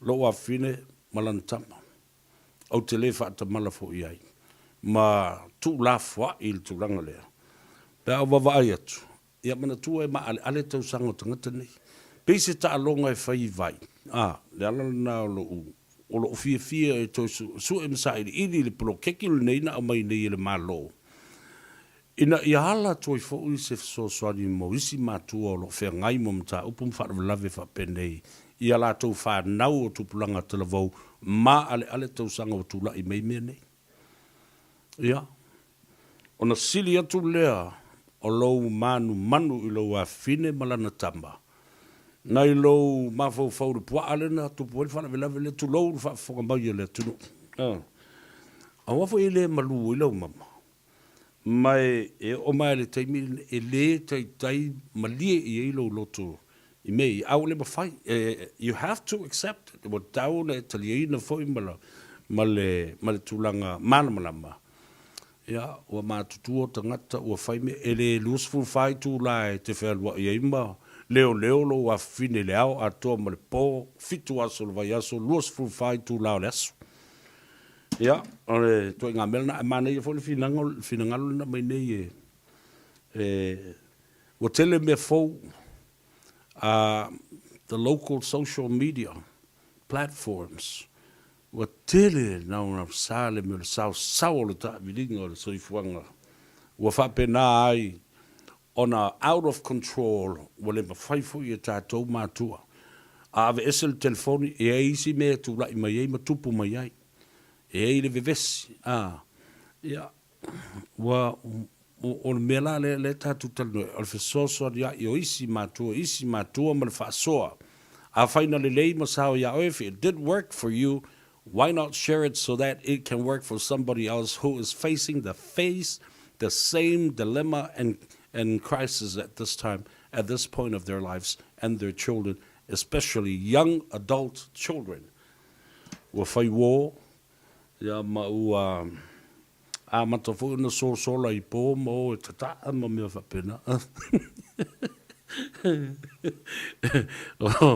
O wai whai makako kari e koe ngā maka uwha pe ngei wai o so il whaani I o tangata I le mea le leo siusi kai ia na tūla I melea whaara wala wa upunai whai o le tamai ia ma mātua e lātou whanau e tau le whai I tama ai malisa la tātou le whai whanau tenu wa e whaalongo wa sila le mea wa kupu look at this wa ai le mea wa tupu e le I tai lo o langa e mwhai e ona e tū se tūlanga tūto tasi e tausi se tamaititi mai loa ao e lofa se tamaititi learn how to care and love for a child for somebody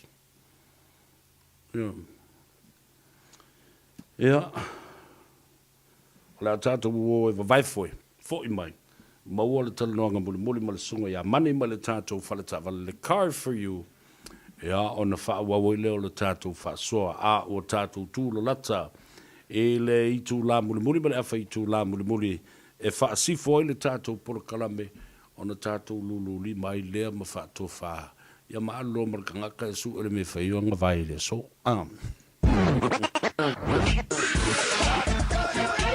Malo soifua o le siafufonga Samoa Radio Samoa tasilima iwa tolu a mo se kia Radio Samoa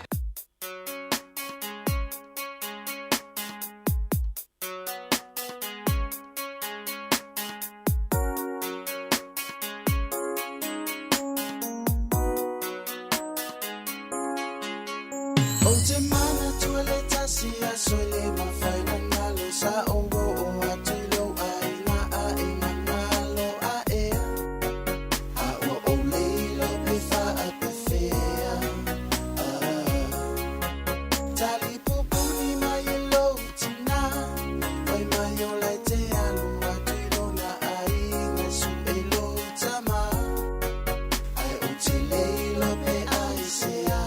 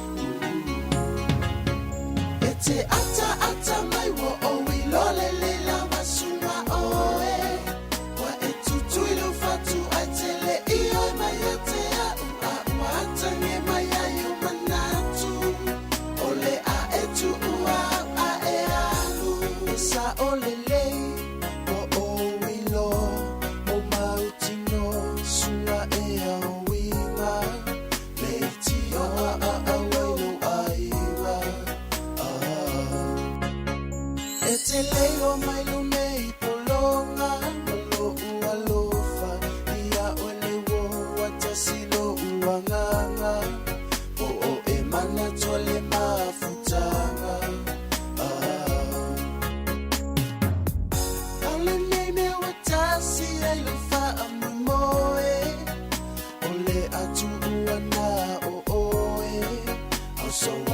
vasunga mate mumoe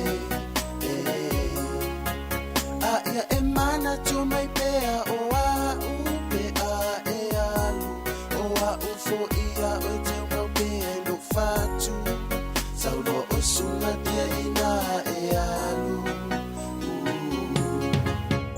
e te ata ata mai wa o wilole le la vasunga oe wa e tutuilo fatu atele ia mai atea a uata nge mai ayo manatu ole a etu ua a ea ole aso ai sau ole ponga ni mai o alisi ole vava ole mafaisa o moia o le ole angal ni mo o lo loko aka mai lava wo lo le ole a ben ni me fai masese vele lo fa sa ngo foi ni o fa be ni se va ai mai ni ba sia o lo fa moi moi aso se mo a be ni ko ko au mai sau pe te lo ko fai ni ai so ke fu suma pe pe a fai ni ma fai a o ai eu ka wai na va se fai mai na va suma pe ni ai e fu ma wa akile sau lo ya o le abaku tu mai sua tamo ita ine ingalo tu o foli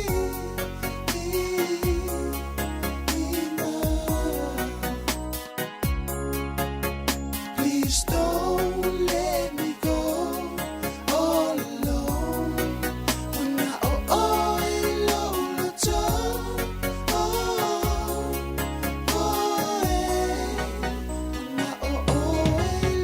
Ete ata ata mai wo o wilole le la vasuma oe wa etu tuilo fatu atele ia Dale pese mai a Mr. T et ata ata mai ai tumu oe i le loto le ama. Yeah, le te tuole na si fongo sa mo sa vemo le Tanoa Ava i le nei fo i a sotona i te moa i le sao. E na ua toe 5 minute o na tale o le tu la e fa.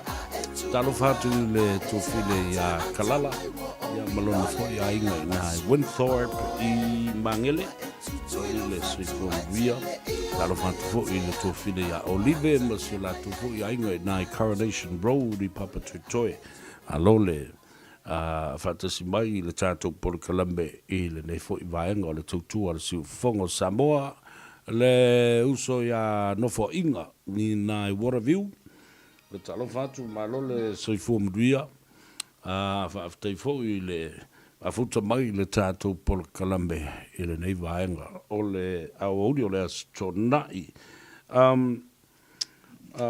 malu tu le mos tatu tanoanga fo i mole sunga ya mani mo le temi le muli le nei astonai mai ina le car for you i londa la lo se la wiva sfuma le valu se yo le tolu se la grades road e monorewa ya ono le tulanga fo i tutu ngia le ma alofia i opisi se ni kon kala ke fo yo ta vale fo fa ta wida ya te mo na tu telefoni le se tongi over se la lu fitu fa ivo no valu over se la lu fitu fa iva ono valu ya so dia ile sa ilingo sta vale mole nei foi vaenga o le tutua fatalo fatu le sunga tu le epa faftei sua o le faululunga le na o le tatu le tio ma le siufonga o Samoa le tai au fou i Los Angeles i America i Long Beach i California ia fa pe fo i le tofa ia suefuina setu ia o le sunga le pali tele lo le nesu neru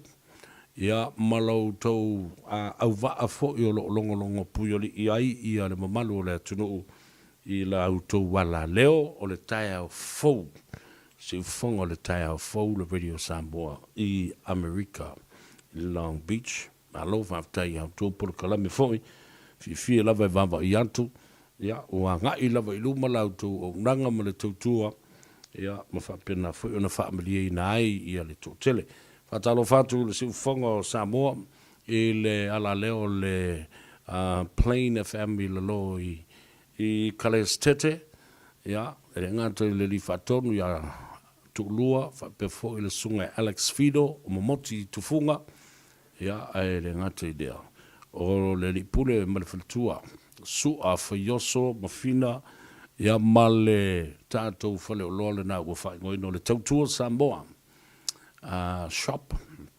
bakery, restaurant, me umana e moa nai whalenga o le sunga ia sua i le numero sfuma Farm McCarthy Street i Hun Hei i kale stete whatalo whatu le usa Coronito whapena fo i le tofai a whatoafe Rex lea vai ma le tumai tai o Shea ia ai le ngata i lea o le fionga le swafa le mamea le malu favor ma le fretua ia me sepa le no falo mo le ai ngā li ia whatalo whatu il tātou porkalame whamumoe o lo mawal sui fua la au le nei ia mo le tūlanga o le tau malu lu i le nei vai teimi o le tau sanga mese lava o tau i le moti saute ia ai le ngate le nā whatalo whatu i lunga nei i le fionga i le toto ali tofi lau vai tulu le malu ta motu whamwina ia masio la tau fo i a inga i mangele ia fionga fo i le usuali ia tofi lau tongia upu ia masio la tau fo i a inga i mangele malolo sa i fomanuia whafteile mafuta mai whatalo whatu i le fionga swafa le malu paipa masina lupe i le nei vaenga ia whapea fo i a le whaletua ia Karanika alole se fomuia vaftai fo i le mafuta mai le nanga ma le tautua i le nei aso le tamaitai o Eletino Vira ma le sunga ia ene polote vau talo fatu tanto porkalame ma alole se fomuia ia mautu umalava o le ainga fatu tua i le tua sa molo fafunga mai ma tapta poi mai tonu i se teimi o iluma ia ona toe fonga lea o lau taupa ia maulunga ma le vaitele. Ia nei si vaenga o le anga i ei ia ne tātou vainga i le lumanai. Hatalo fatu lau fionga whamuina. Aftai fo mo le avano mo ina tala no fasoa fo i le nei aso. Ia ma fo mau ai ia lo tātou sa mo le anga iatu ile lumanai manuia ma le fia. Ia fia umatangata uma i mea tātou te whaia. Le nā, o le tātou o ai la e tāle pese le nā, o le e kale sia e whakasā e sa lua whata. Whapanuia atua i a te oe, pe awhi o whaisau kakano, le ngai kaimi, o le la pe pese atu le whakasā, le tupulang te le vau, o le e whakasā, e sa lua whata, whai e lo malaulo.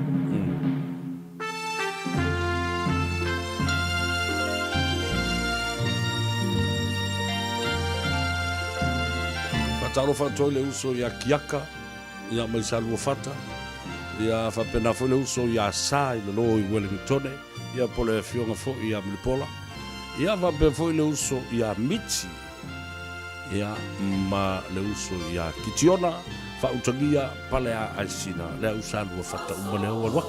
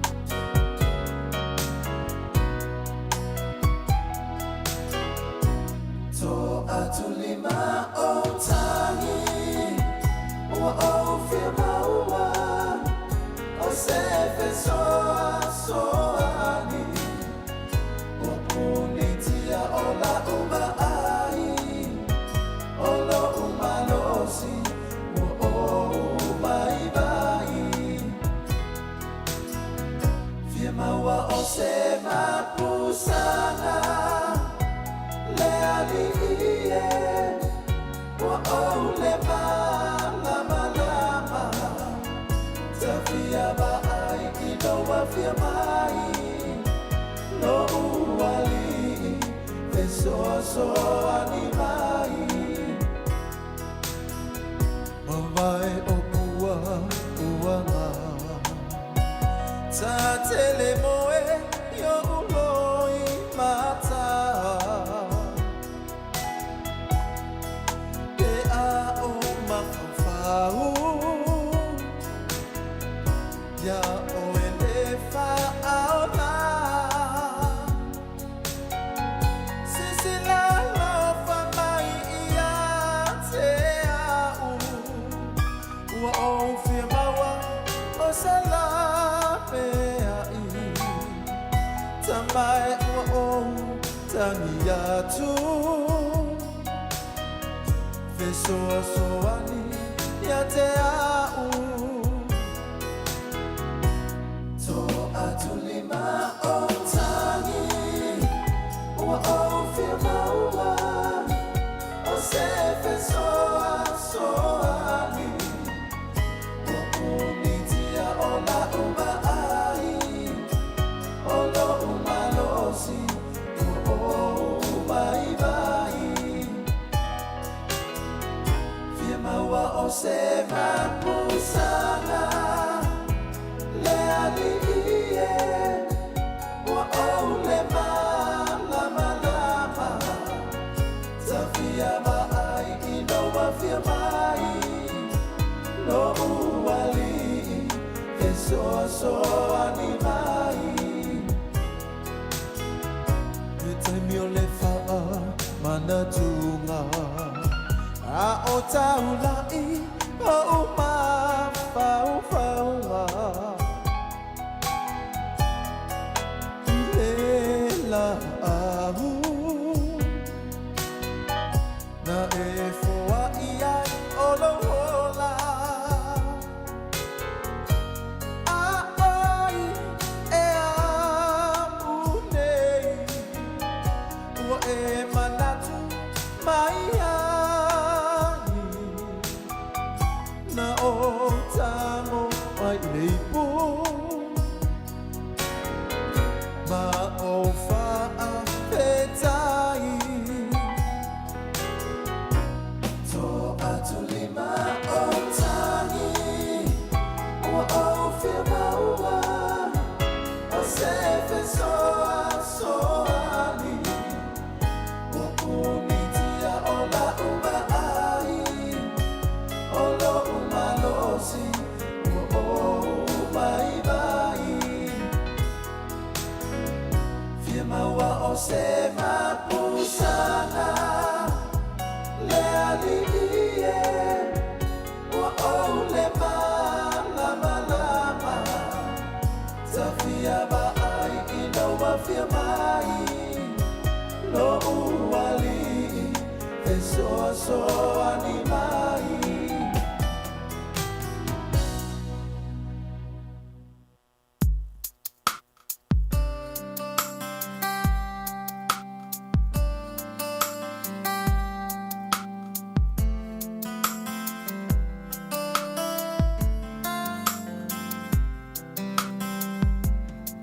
Meio shimusha mua Muchala maya chumana Chifa achushaina Melanene La uchashala Nayo inga chausha Fia Mahomu lau fufonga fia Malemoni Olo olofa Mea chia Fia mafuta Bea maoe Io uasho o chuchoe Sonuea Chichachilo Punabo oe Chile Fai no chale Nene yonanga Nene fai Nasuya Chachachonga Sonuea no samachala Ona uchifa mani moana Lola de chichiwa Samoana Fia mafuta Bea maoe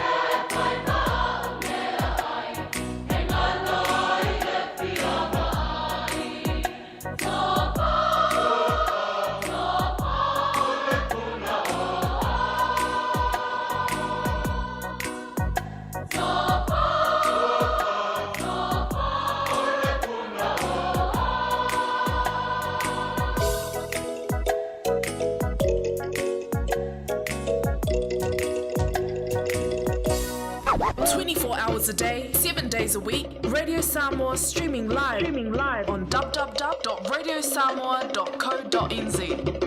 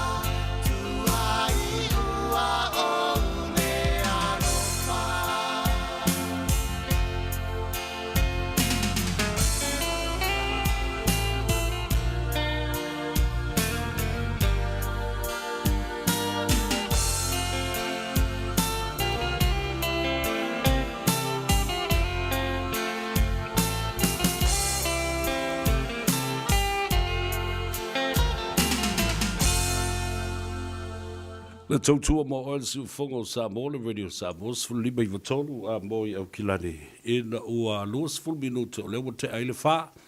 Ia ma ua tātou tū la lata fo i le taimi e whaasi fo i maseu i whanua i le tātou polo kalame. Ia ma sisi fo e whaatili maleae. Ai whamalo whaaftai le tātou tunu ule lawa papale le nei aso. Sina swinga la i titi fo le nao le tātou polo kalame. Tātou tala noa i nisi vaenga whaiona whasosoni i o tātou a inga ma whanau au tātou a nonofo ai soifua ma a papa aole atunu i New Zealand ei. O le numero le nā. A iai so watali po so wafafine ia o iai ia tulanga na whainga tā o le maua o whanau pepe a o la iti ma ale o la tūtausanga. Mana tūle nu Maryland o ranga tamariki o 5 o valu tolu lua ono wha 5 iwa. O 5 o valu tolu lua ono wha 5 iwa. Awa o mea nei wha penei. E ai si taimi e whai ai wha i unga ta maam tina. Ia mo matua. O na whaile o le la tūtala. I le a whawhine. Le ua maitanga. I le sefulu ma le ono po le sefulu ma le fitu o na tausanga. Vai. O le ainga ua matanga i ate oi. O upu i e whai. Ua e wha luma ina lo tātou ainga. Ua matanga i le va ai ma le silisila mai le au. Ale au lotu ma le e kalesia ma tangata Samoa ma o tātou tua oi. Ia, o na whai i leo isi whai unga se pe o le whai unga leo o le whapa u o le pepe tulou. Ia po le whai a whai o le tautonga wha pitoa o le abortion. A ve se ai i le pepe mai le tina po le tamai te telefon. Whai onga nei e tula i mai. E alofanga i ai i le matanga. Ia pa o le vainga lau tele a tangata. Ngai lau tele tonunga. E tau na tātou sa ili fisosoani. Sa ili fo i matanga ruenga nei. Fesiri lau whai au. Nā iei lau whai ngā ruenga ma tua whale nganga i mwhai una au mai. Wa ai ia councillors. O lo i ai e maua le numero le nā. O le oranga tamariki. O 5 o valu tolu lua ono. Whāli maiwa, po ose whai unga ua tāna whia ngai, matatau. Ioi, ale mafu anga fo ile nā, lea lai ona to o tele ia tupulanga ta maitai tala vau. Ia, ua manu i le suafa le ainga, ma le tau le leia, ma le tau waloa, ma le fefe le kalesia, popole i upo o tangata, whai una ola ia leo o ila tau nei, whai nisi tūlanga i le manuia. Wātu le whaafonga mai le tunu. Le tau te whaafonga ni iai. Ia, olo o maua pepe i le awala, maua pepe, wati ai. Le mea lofa ma le oloa le atua. Na au mai i le larulangi le nei ina ia whaitino. Ai ua whale tonu le awala na fu ai. A mata ai. Ia, o se wainga le nai vavai fo ia foe. Be mo sa family ina lau fa fonga ina fa fi fianga su fi filoina ave nantu ia awa fo i lau ta po inga le so ia maule le ia lau nofo ma fo i disi me ese mai i me nei tau por kiki wa motua tinga ai talingo le tunu e o fo i ki nga kalin ki nga ma ki nga un ko so o ngi me ai on le tulanga la vai tau ona au inatu mo le silafia ele tātou tunu. Ma tā pena i lo tangata. O a me tu lai mai i le lumanai. Ai le fau i lau whaalonga. Ua umona pese atu ai Savea. Ma whailo i a te oe. Tā pena i lo wanganga. Tā pena i lo loto. Ina ia Italiaina po le ana maftanga. Po le ale meo le atu lai mai. You are prepared to accept whatever is in front of us to deal with spiritually, mentally, and physically. Oh, tātou ti tā pena iei whaale mawhau whau, le nganga, wani awale mwhaieo na tātou fo ia pe atu o mai ni lave tū whapena o le soifuanga. Patalo whātu i le uso i taupa u whetu lele, oli le soifu mria ma le fionga le saoli i atuala, ta wā tino, ia, pe fo i nai tua whawhine, ia, ai mai se fo i le fionga sala, masala, aro whātulu tātou pol kalambe, ia te utou, ma le tina ia me tita, ia, pe fo i ia i la tau, o lo o ta oto i le maini o le au, a le fionga ia tu lo wena, ma lo na whale lua, ma lo li i le au solo, ia, ma lo fo i le whātotoa, ma le seu silsila, ia mai se fo i fa malo ia i la to lo tau li le fala ia mai le o senga wenga faingo fie ia ai manato le a tatu wo tale pesele fo i mai Ia ona whaile o le tātou tala whaiu, tau mawai ai, ia ma sisi foe mo le whatu. Mo le nei fo i aso ma siu i whanua le tātou por kalame.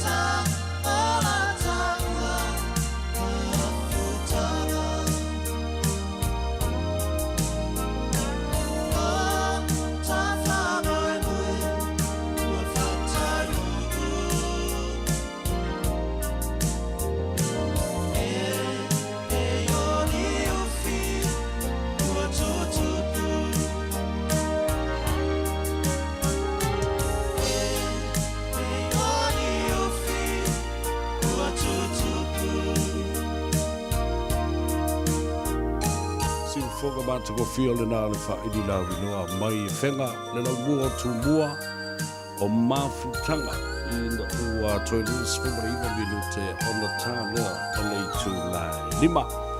Malo atu tātou tunu le lau papale ma leo sa i le nei aso ia lea fo ua sisi ofe whaatili mo le ae seu fo i whanua le whaatu tenga ma le whaata masoali inga le nei aso whaafti tele le tunu Manatu mai, ia, ma tali ina fo i le leo le au na whaatau wa ai tono lo maonta ma lo lawa, o lunga o le au le tele i tono o lo sa, o lo ofisa ma le ngāruenga, po le whalewhali ngāruenga, po le whaatoanga, po whia lava la wāti nai.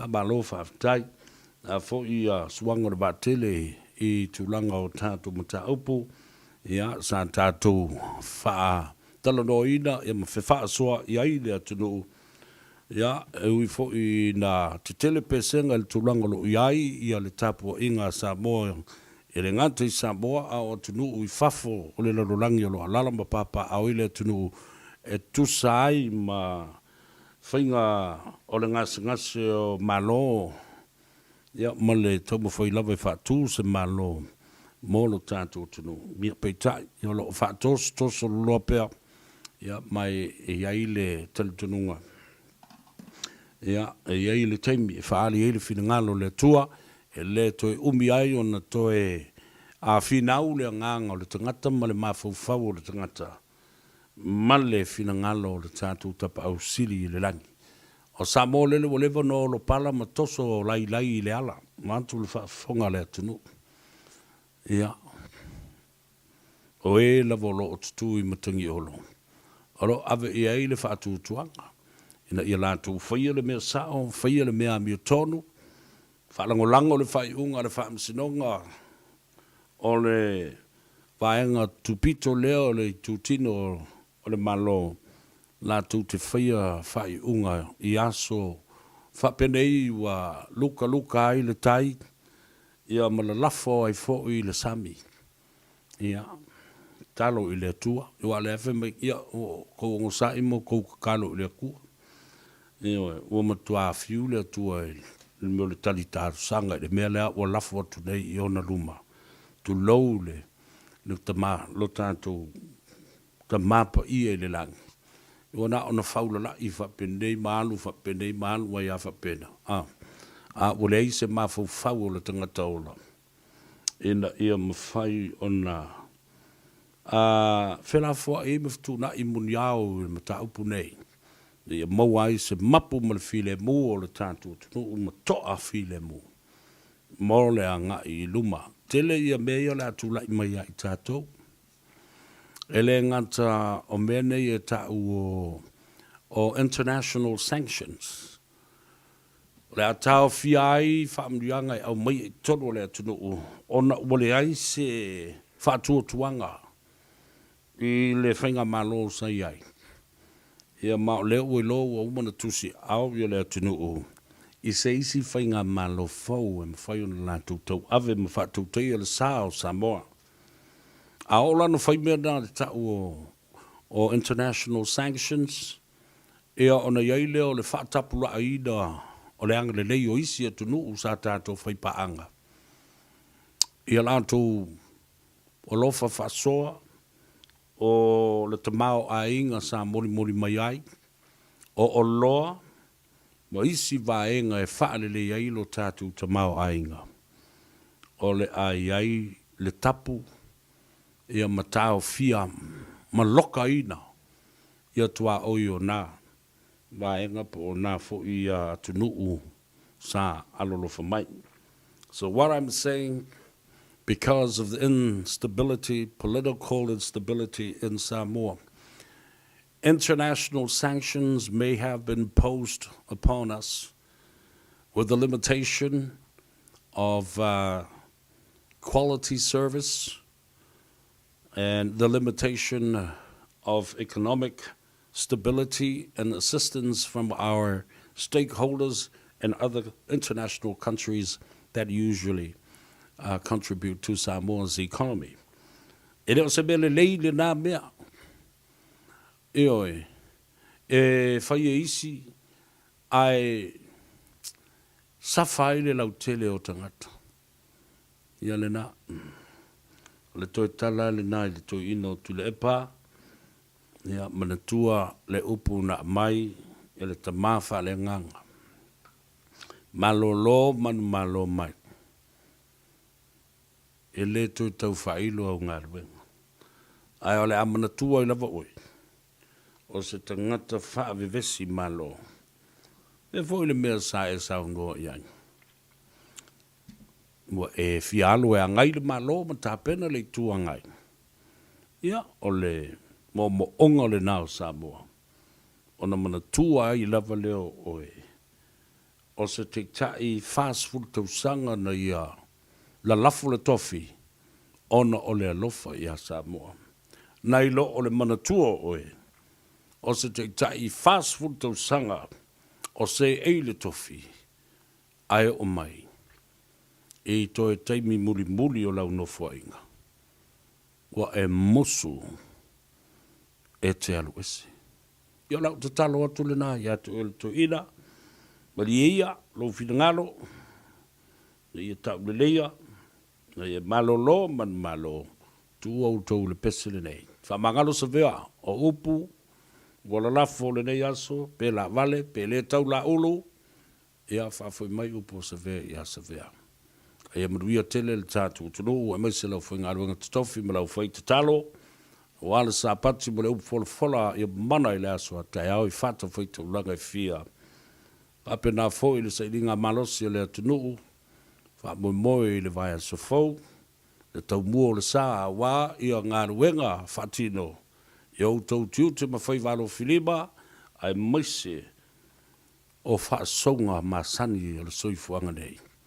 Ia ma le whanau ia o onga. Lau tau au ona Savea pestata ma le langi alofa ia te o sa moe so stuli manu e fio le lano langi.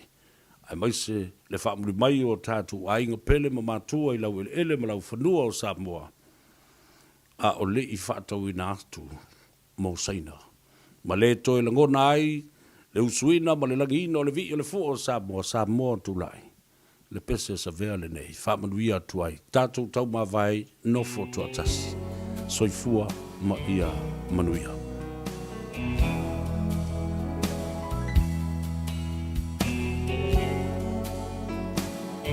Well, that's it for me, ladies and gentlemen, friends and families and fans of Radio Samoa, especially this program, Savea and the Tanoa Ava, all around the world, around New Zealand, the Pacific, and our own homeland in Samoa. Thank you for being with me. Really enjoyed your company, your comments, and everything. Your criticisms as well. I love them all. And thank you for keeping me company. I hope you enjoyed my company. We'll see you right here next Monday from 2 o'clock in the afternoon till 6. So we'll see you on Monday next week from 2 o'clock till 6 p.m. in the evening. This is Savea, your host, and the Tanoa Ava saying, have a great night, enjoy your evening, and a very cold Saturday here in Auckland, New Zealand. Soifua, ia manuia.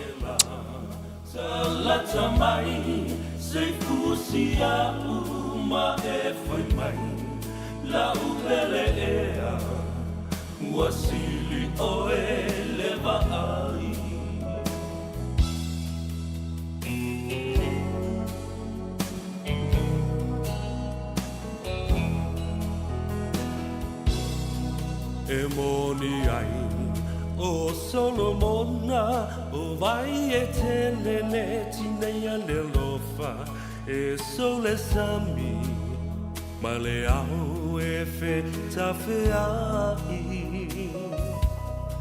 le timu ngai se ito mai wa o ngala lai le fia inu vai vai mai so tala po o a upele ai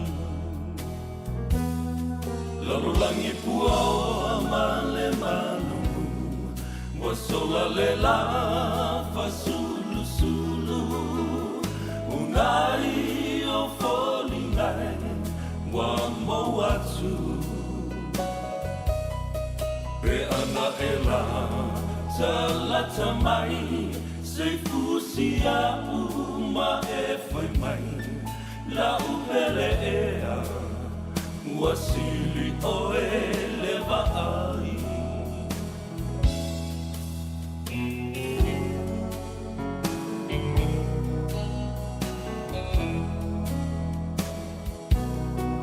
Le masoninga a oe maita, la pele ea le whangaluina, o te te wina, pea oe isi o ufatu.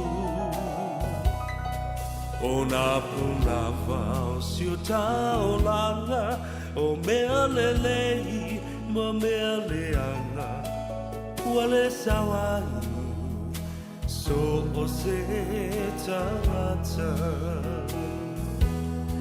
The world is cold, the world is gray, you turn the sunshine away. You will never know an empty heart till once more you're close to me, as close as we can never be. I'll be longing to hold you again.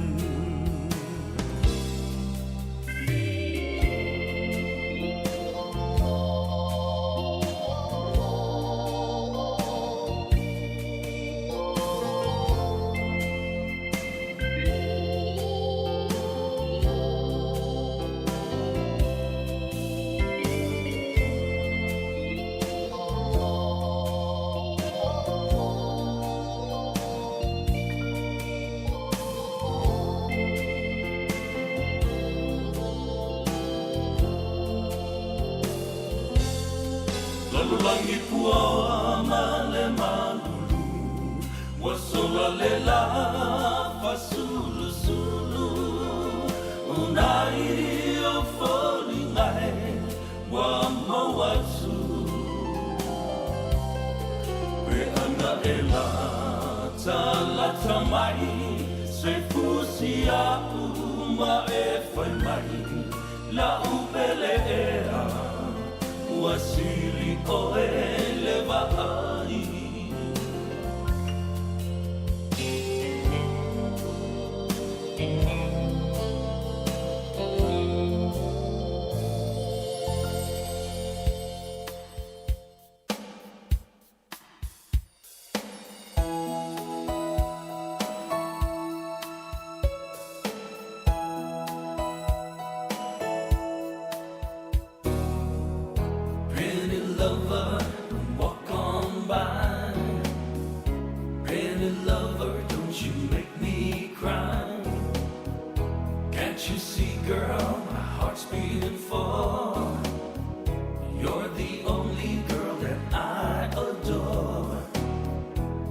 The first time I saw you, oh, you look so fine, and I had a feeling one day you'll be mine. Honey, you came along and captured my heart. Now my love is somewhere lost in your kiss. When I'm all alone, it's you that I miss. Girl, a love like yours is hard to resist. Oh, oh, oh, oh. Pretty lover, my love's on fire. Pretty lover, you're my one desire. Tell me, baby, could this be true? That I could meet someone like I need you. Nights warm and tender, lying next to you. Girl, I surrender. What more can I do? I've spent all of my life in search of your love. Now there's one more thing I'd like to say. Don't you ever take your sweet love away. Girl, I'll do anything, just please stay. Oh, oh, oh.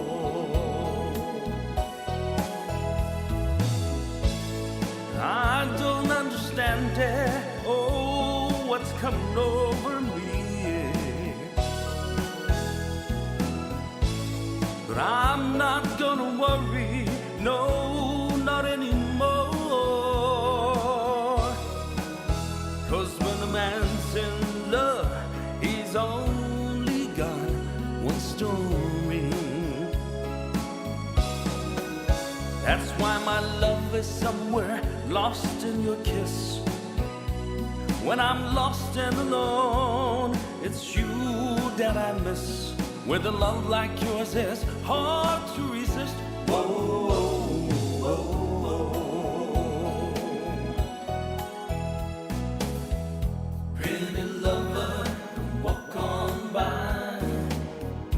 Pretty lover, don't you make me cry. Pretty lover, walk on by. Don't you walk on by. Pretty lover, don't you make me cry. Pretty lover, walk on by. Pretty lover, don't you make me cry.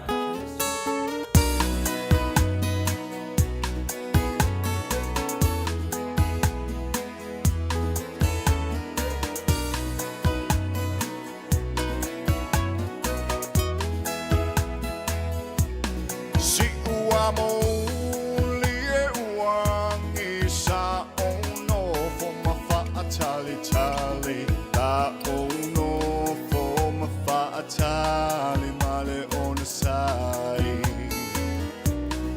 ile fia ma wa o se u ngatamu sui se me fa ai uputa uai ubale chalu ai lo fa ma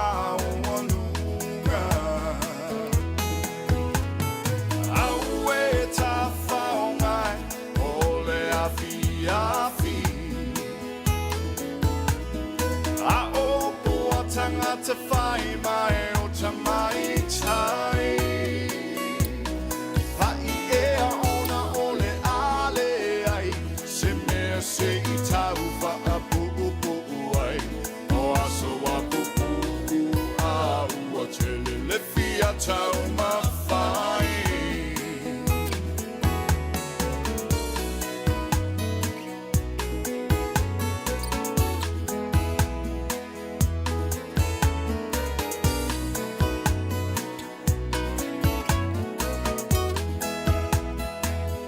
Petau I manula telu nei upu.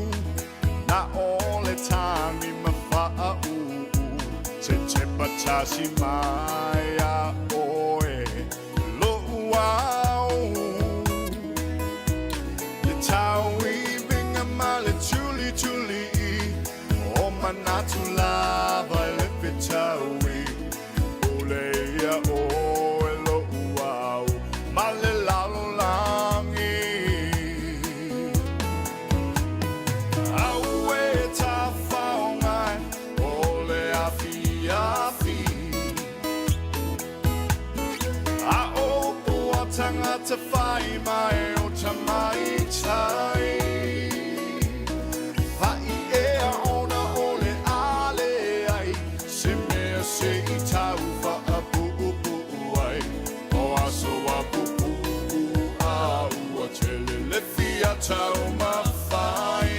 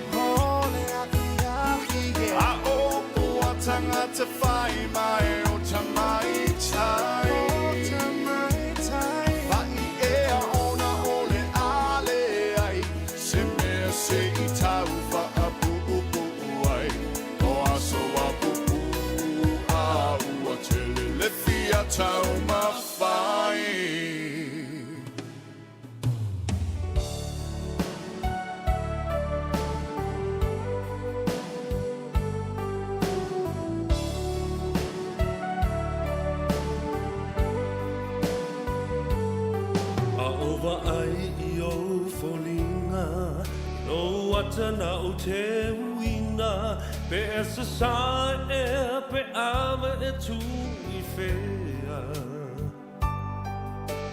ai ona o lo alofa mo oele mawhaina uma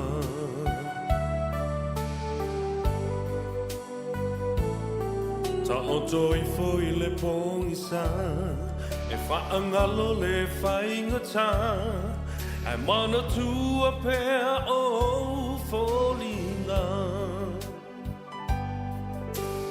Ai ona ulo ualofa O oele mawhaina uma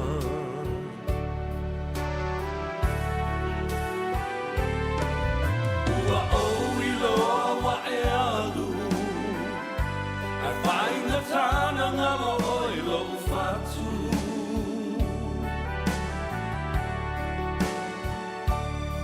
Tau mawhai e whaangalo Ai mana tua pea o e se aso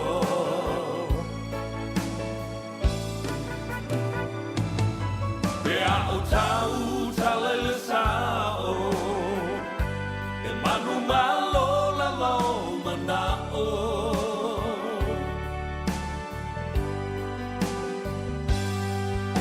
Ua o iloa wa e alu E whainga tāna ngalo o e lo whatu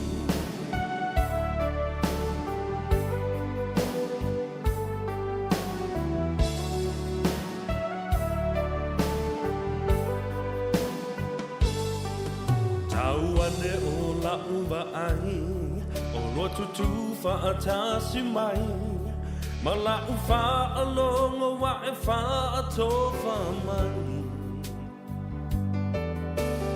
Ai tu maua lo lofa mo oe I o uaso o te toe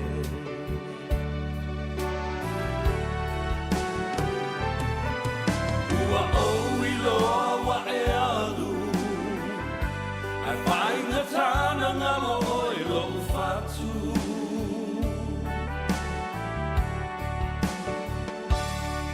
Tau mawhai e whaangalo Ai mana tua pea o e se aso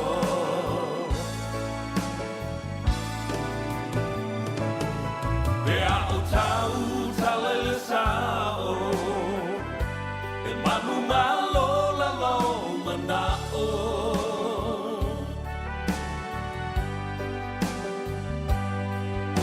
Ua o iloa wa e alu E whainga tāna ngalo o e lo whatu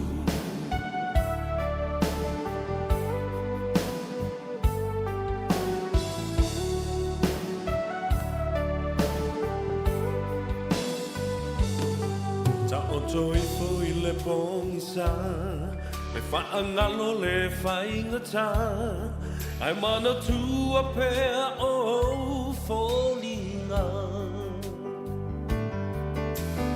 Ai ona o lo ualofa Wa mafua I nei mea uma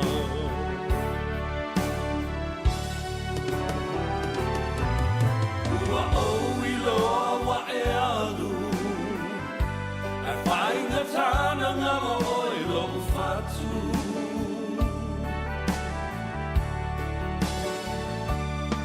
Tau mawhai e whaangalo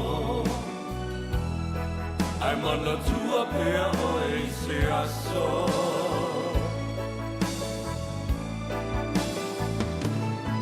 Pea o tau talele sao E manu malo la lau manao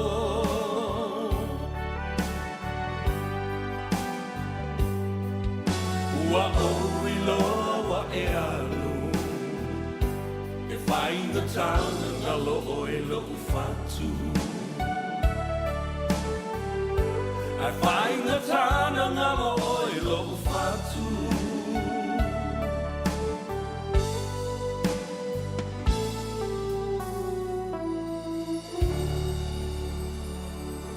Supporting older people to get vaccinated. Do you provide care for an older person who wants to get vaccinated? Help them prepare by noting any health conditions and medications to share with their vaccinator. Go with them if they want you to and support them to ask questions. Check on them afterwards. Some people may feel mild side effects 1 or 2 days later. This is normal and a sign their body's learning to fight the virus. Find out more at covid19.govt.nz/vaccines. Sorry. Mahiri longalwe. Angale yeri le radio Samoa ile isi le mad. Radio Samoa. Taslima Ava Tolu.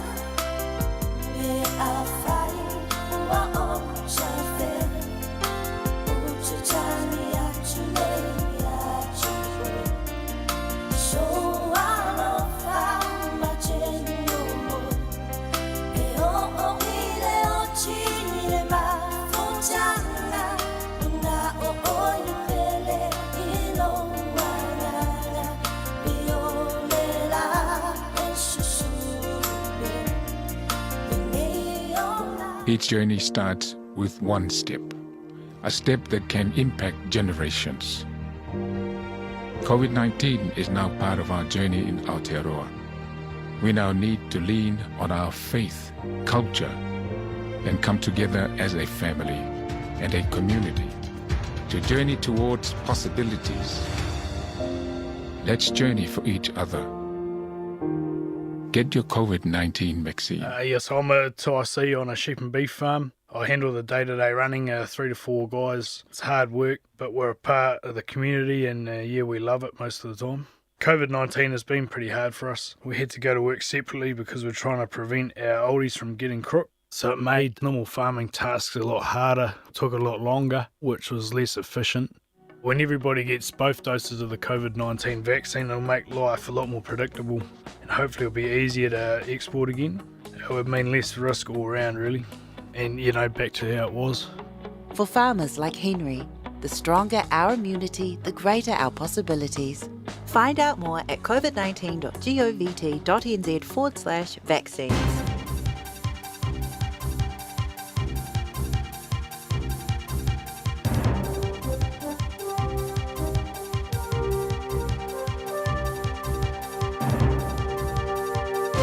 In this update, serious injuries after a helicopter crash at a golf course in rural Canterbury. Police were alerted to the crash in Windwhistle in the Selwyn district just after 3 this afternoon.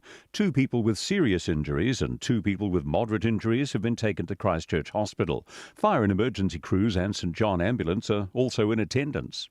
The Property Investors Federation's come out against a policy to cut mortgage interest rate deductibility of tax on investment properties. The government has released a 143-page paper on the policy, which the Federation says is designed to bamboozle people. Treasury, Inland Revenue and the Ministry of Housing are all against the policy. Federation Executive Officer Sharon Culwick says the policy won't work. Removing the tax deductibility means that the tenant really is having another tax. So they are the ones that are being penalised by this legislation. Just just the tenants. Trucking companies are being urged to check safety practices following the death of a truck driver near Hastings. The person was hit by another truck on State Highway 50 at Marakakaho. Police say it appears they were unloading equipment from a truck when this happened.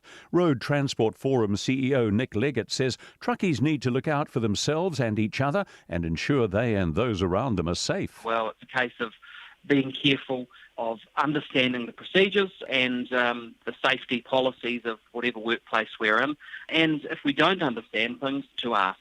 Auckland's North Shore has a brand new fire station. Internal Affairs Minister Jan Tinetti has officially opened East Coast Bay's new station.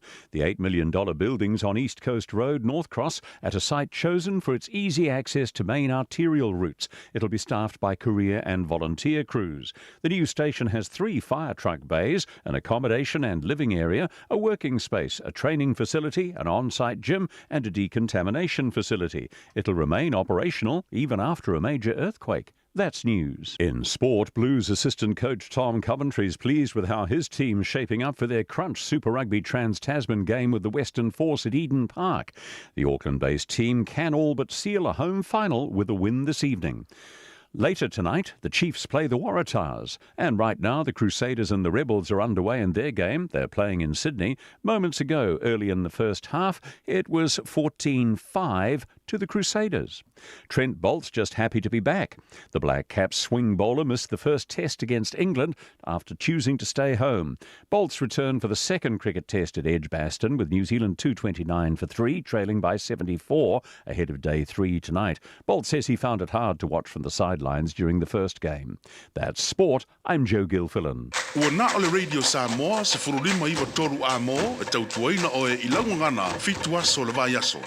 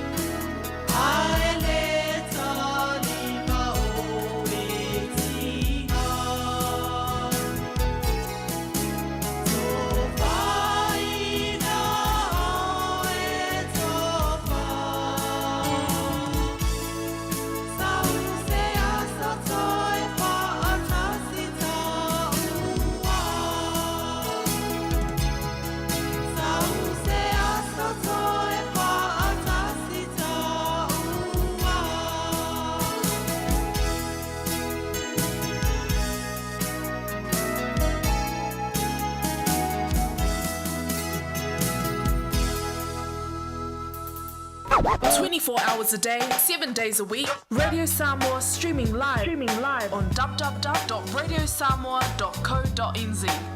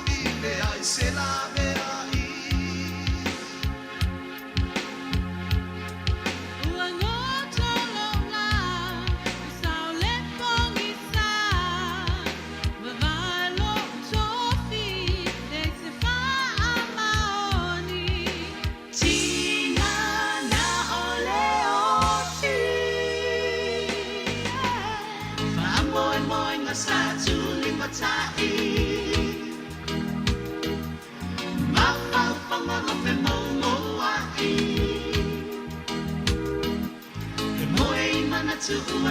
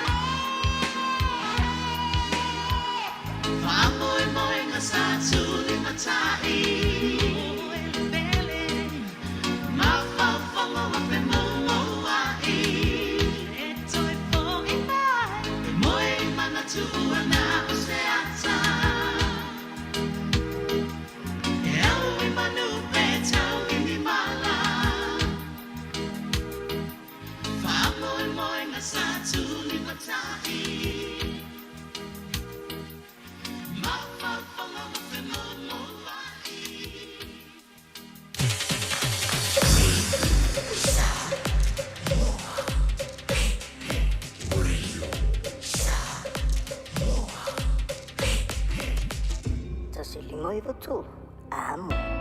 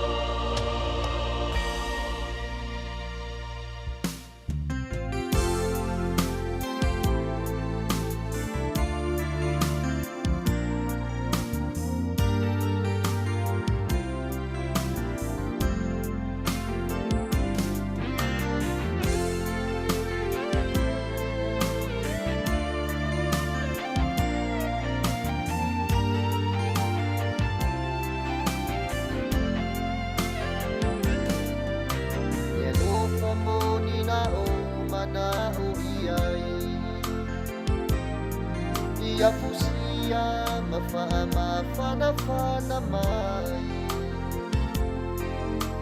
o ani fai ngā tāmani pua-puanga le alofa moni na o mana o iai Bele ea o ele maatawa Safoa ina mai ele atua Olo uola wala gona le vai vai Le lofa moni na o mana o iai Le lofa moni na o mana o iai Ua e sola e tua Ua vai vai ai le fatu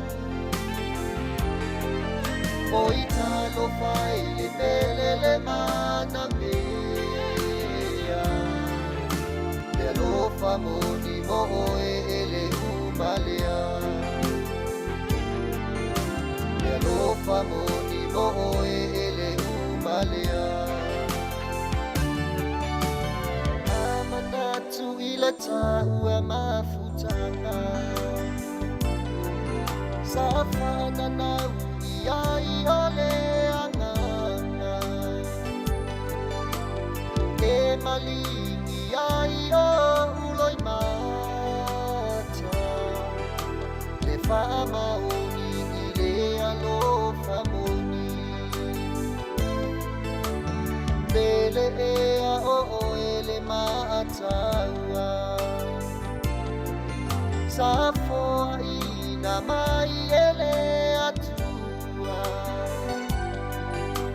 Olo uola wala ngona le vai vai Le alofa moni na umana o iai Le alofa moni na umana o iai Ua e sola e tua Ua vai vai ai le fatu O i talo fai le mele le mana mea Le alofa moni mo e ele umalea Le alofa moni na o umana o iai Ua e sola e tua Ua vai vai ai le fatu O i talo fai le mele le mana mea Le alofa moni mo e ele umalea Le alofa moni mo e ele umalea Le alofa moni mo e ele umalea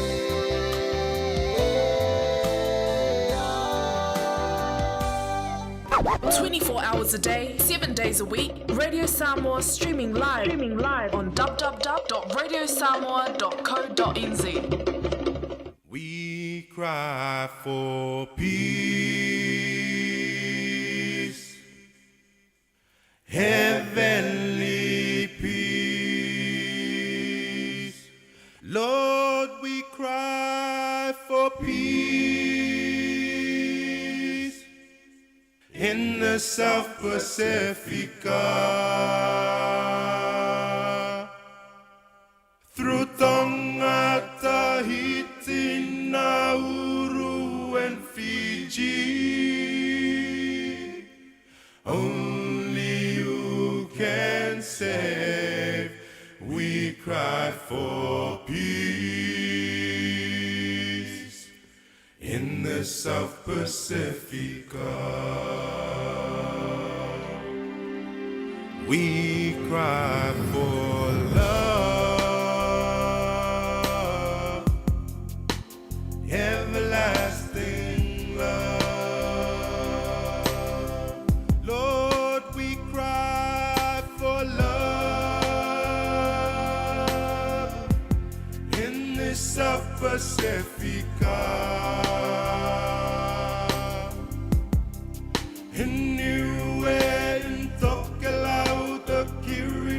Samoa. Only you we can trust. We cry for love in this South Pacifica. We cry for hope, oh, never-ending hope. Oh, we cry for hope in the South Pacifica. The Solomons, Tuvalu, and Papua New Guinea. Only you, there is no only you. Lord, we cry for hope in the South Pacifica. We cry for peace, heavenly peace. Lord, we cry for love in the South Pacifica. Lord, give us hope, never-ending hope. Only you can say. We cry for peace in the South Pacifica. Oh Lord, we cry for peace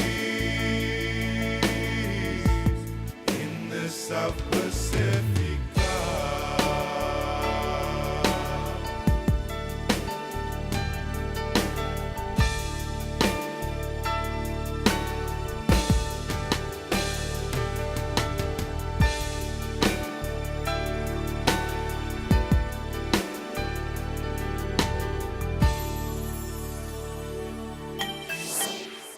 Daddy!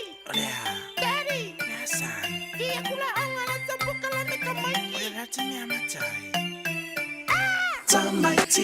Tamaiti, fa'alongo maya ile tu AB, le watutu mele vai ole wati, fa'alongo maya ile ABC. Tamaiti, fa'alongo maya ile tu AB, le watutu mele vai ole wati, fa'alongo maya ile ABC.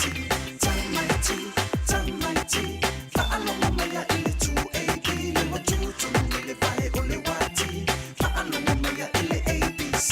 Falongo mai opo mai ki ABC, A apple, B boosie, C D down to AAC. Falongo longo ile ka music, ka beat, F future, J George, la le ua over ile H high, ile I, J Jack, K knock on the door, Mr. L lucky man, ile yo so my sexy and monster, le kenyo NSC. Oh so, kako be pretty, the boy fully guilty.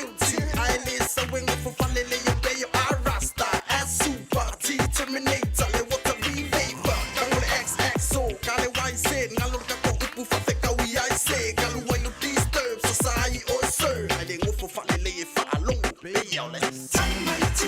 Tamaiti, fa'alongo maya ile tu AB, le watutu mele vai ole wati, fa'alongo maya ile ABC. Tamaiti, fa'alongo maya ile tu AB, le watutu mele vai ole wati, fa'alongo maya ile ABC. Get ready for the RAE, ole fai kaupi, ako elengi kala ilafi, ba I think apa o mikula pisi, kasi fila ukai mi uwati. Teacher,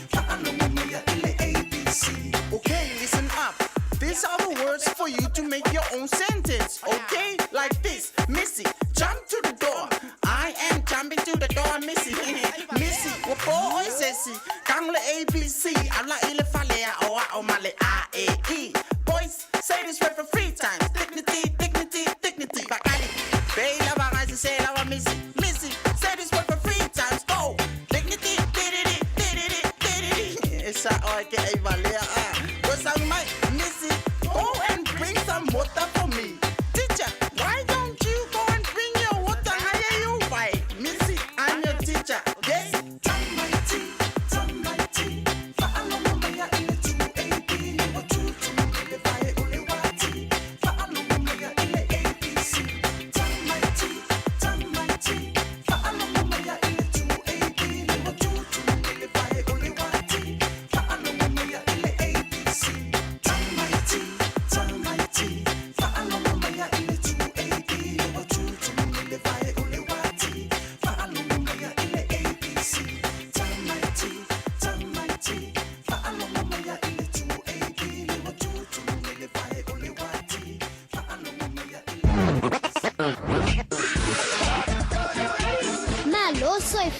Olse fufonga Samoa, Radio Samoa, tasilima iwa tolu a mo. Se kia Radio Samoa.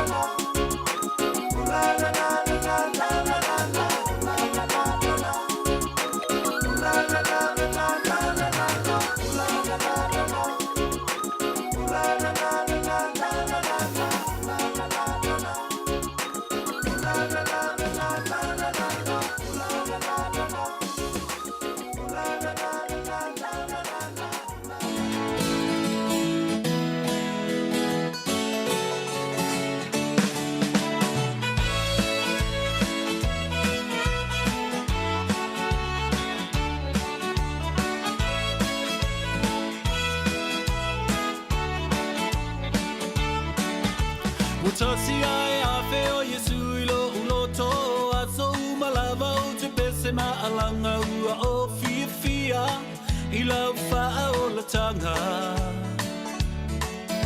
Le ai se popole pe atu vale Le ai se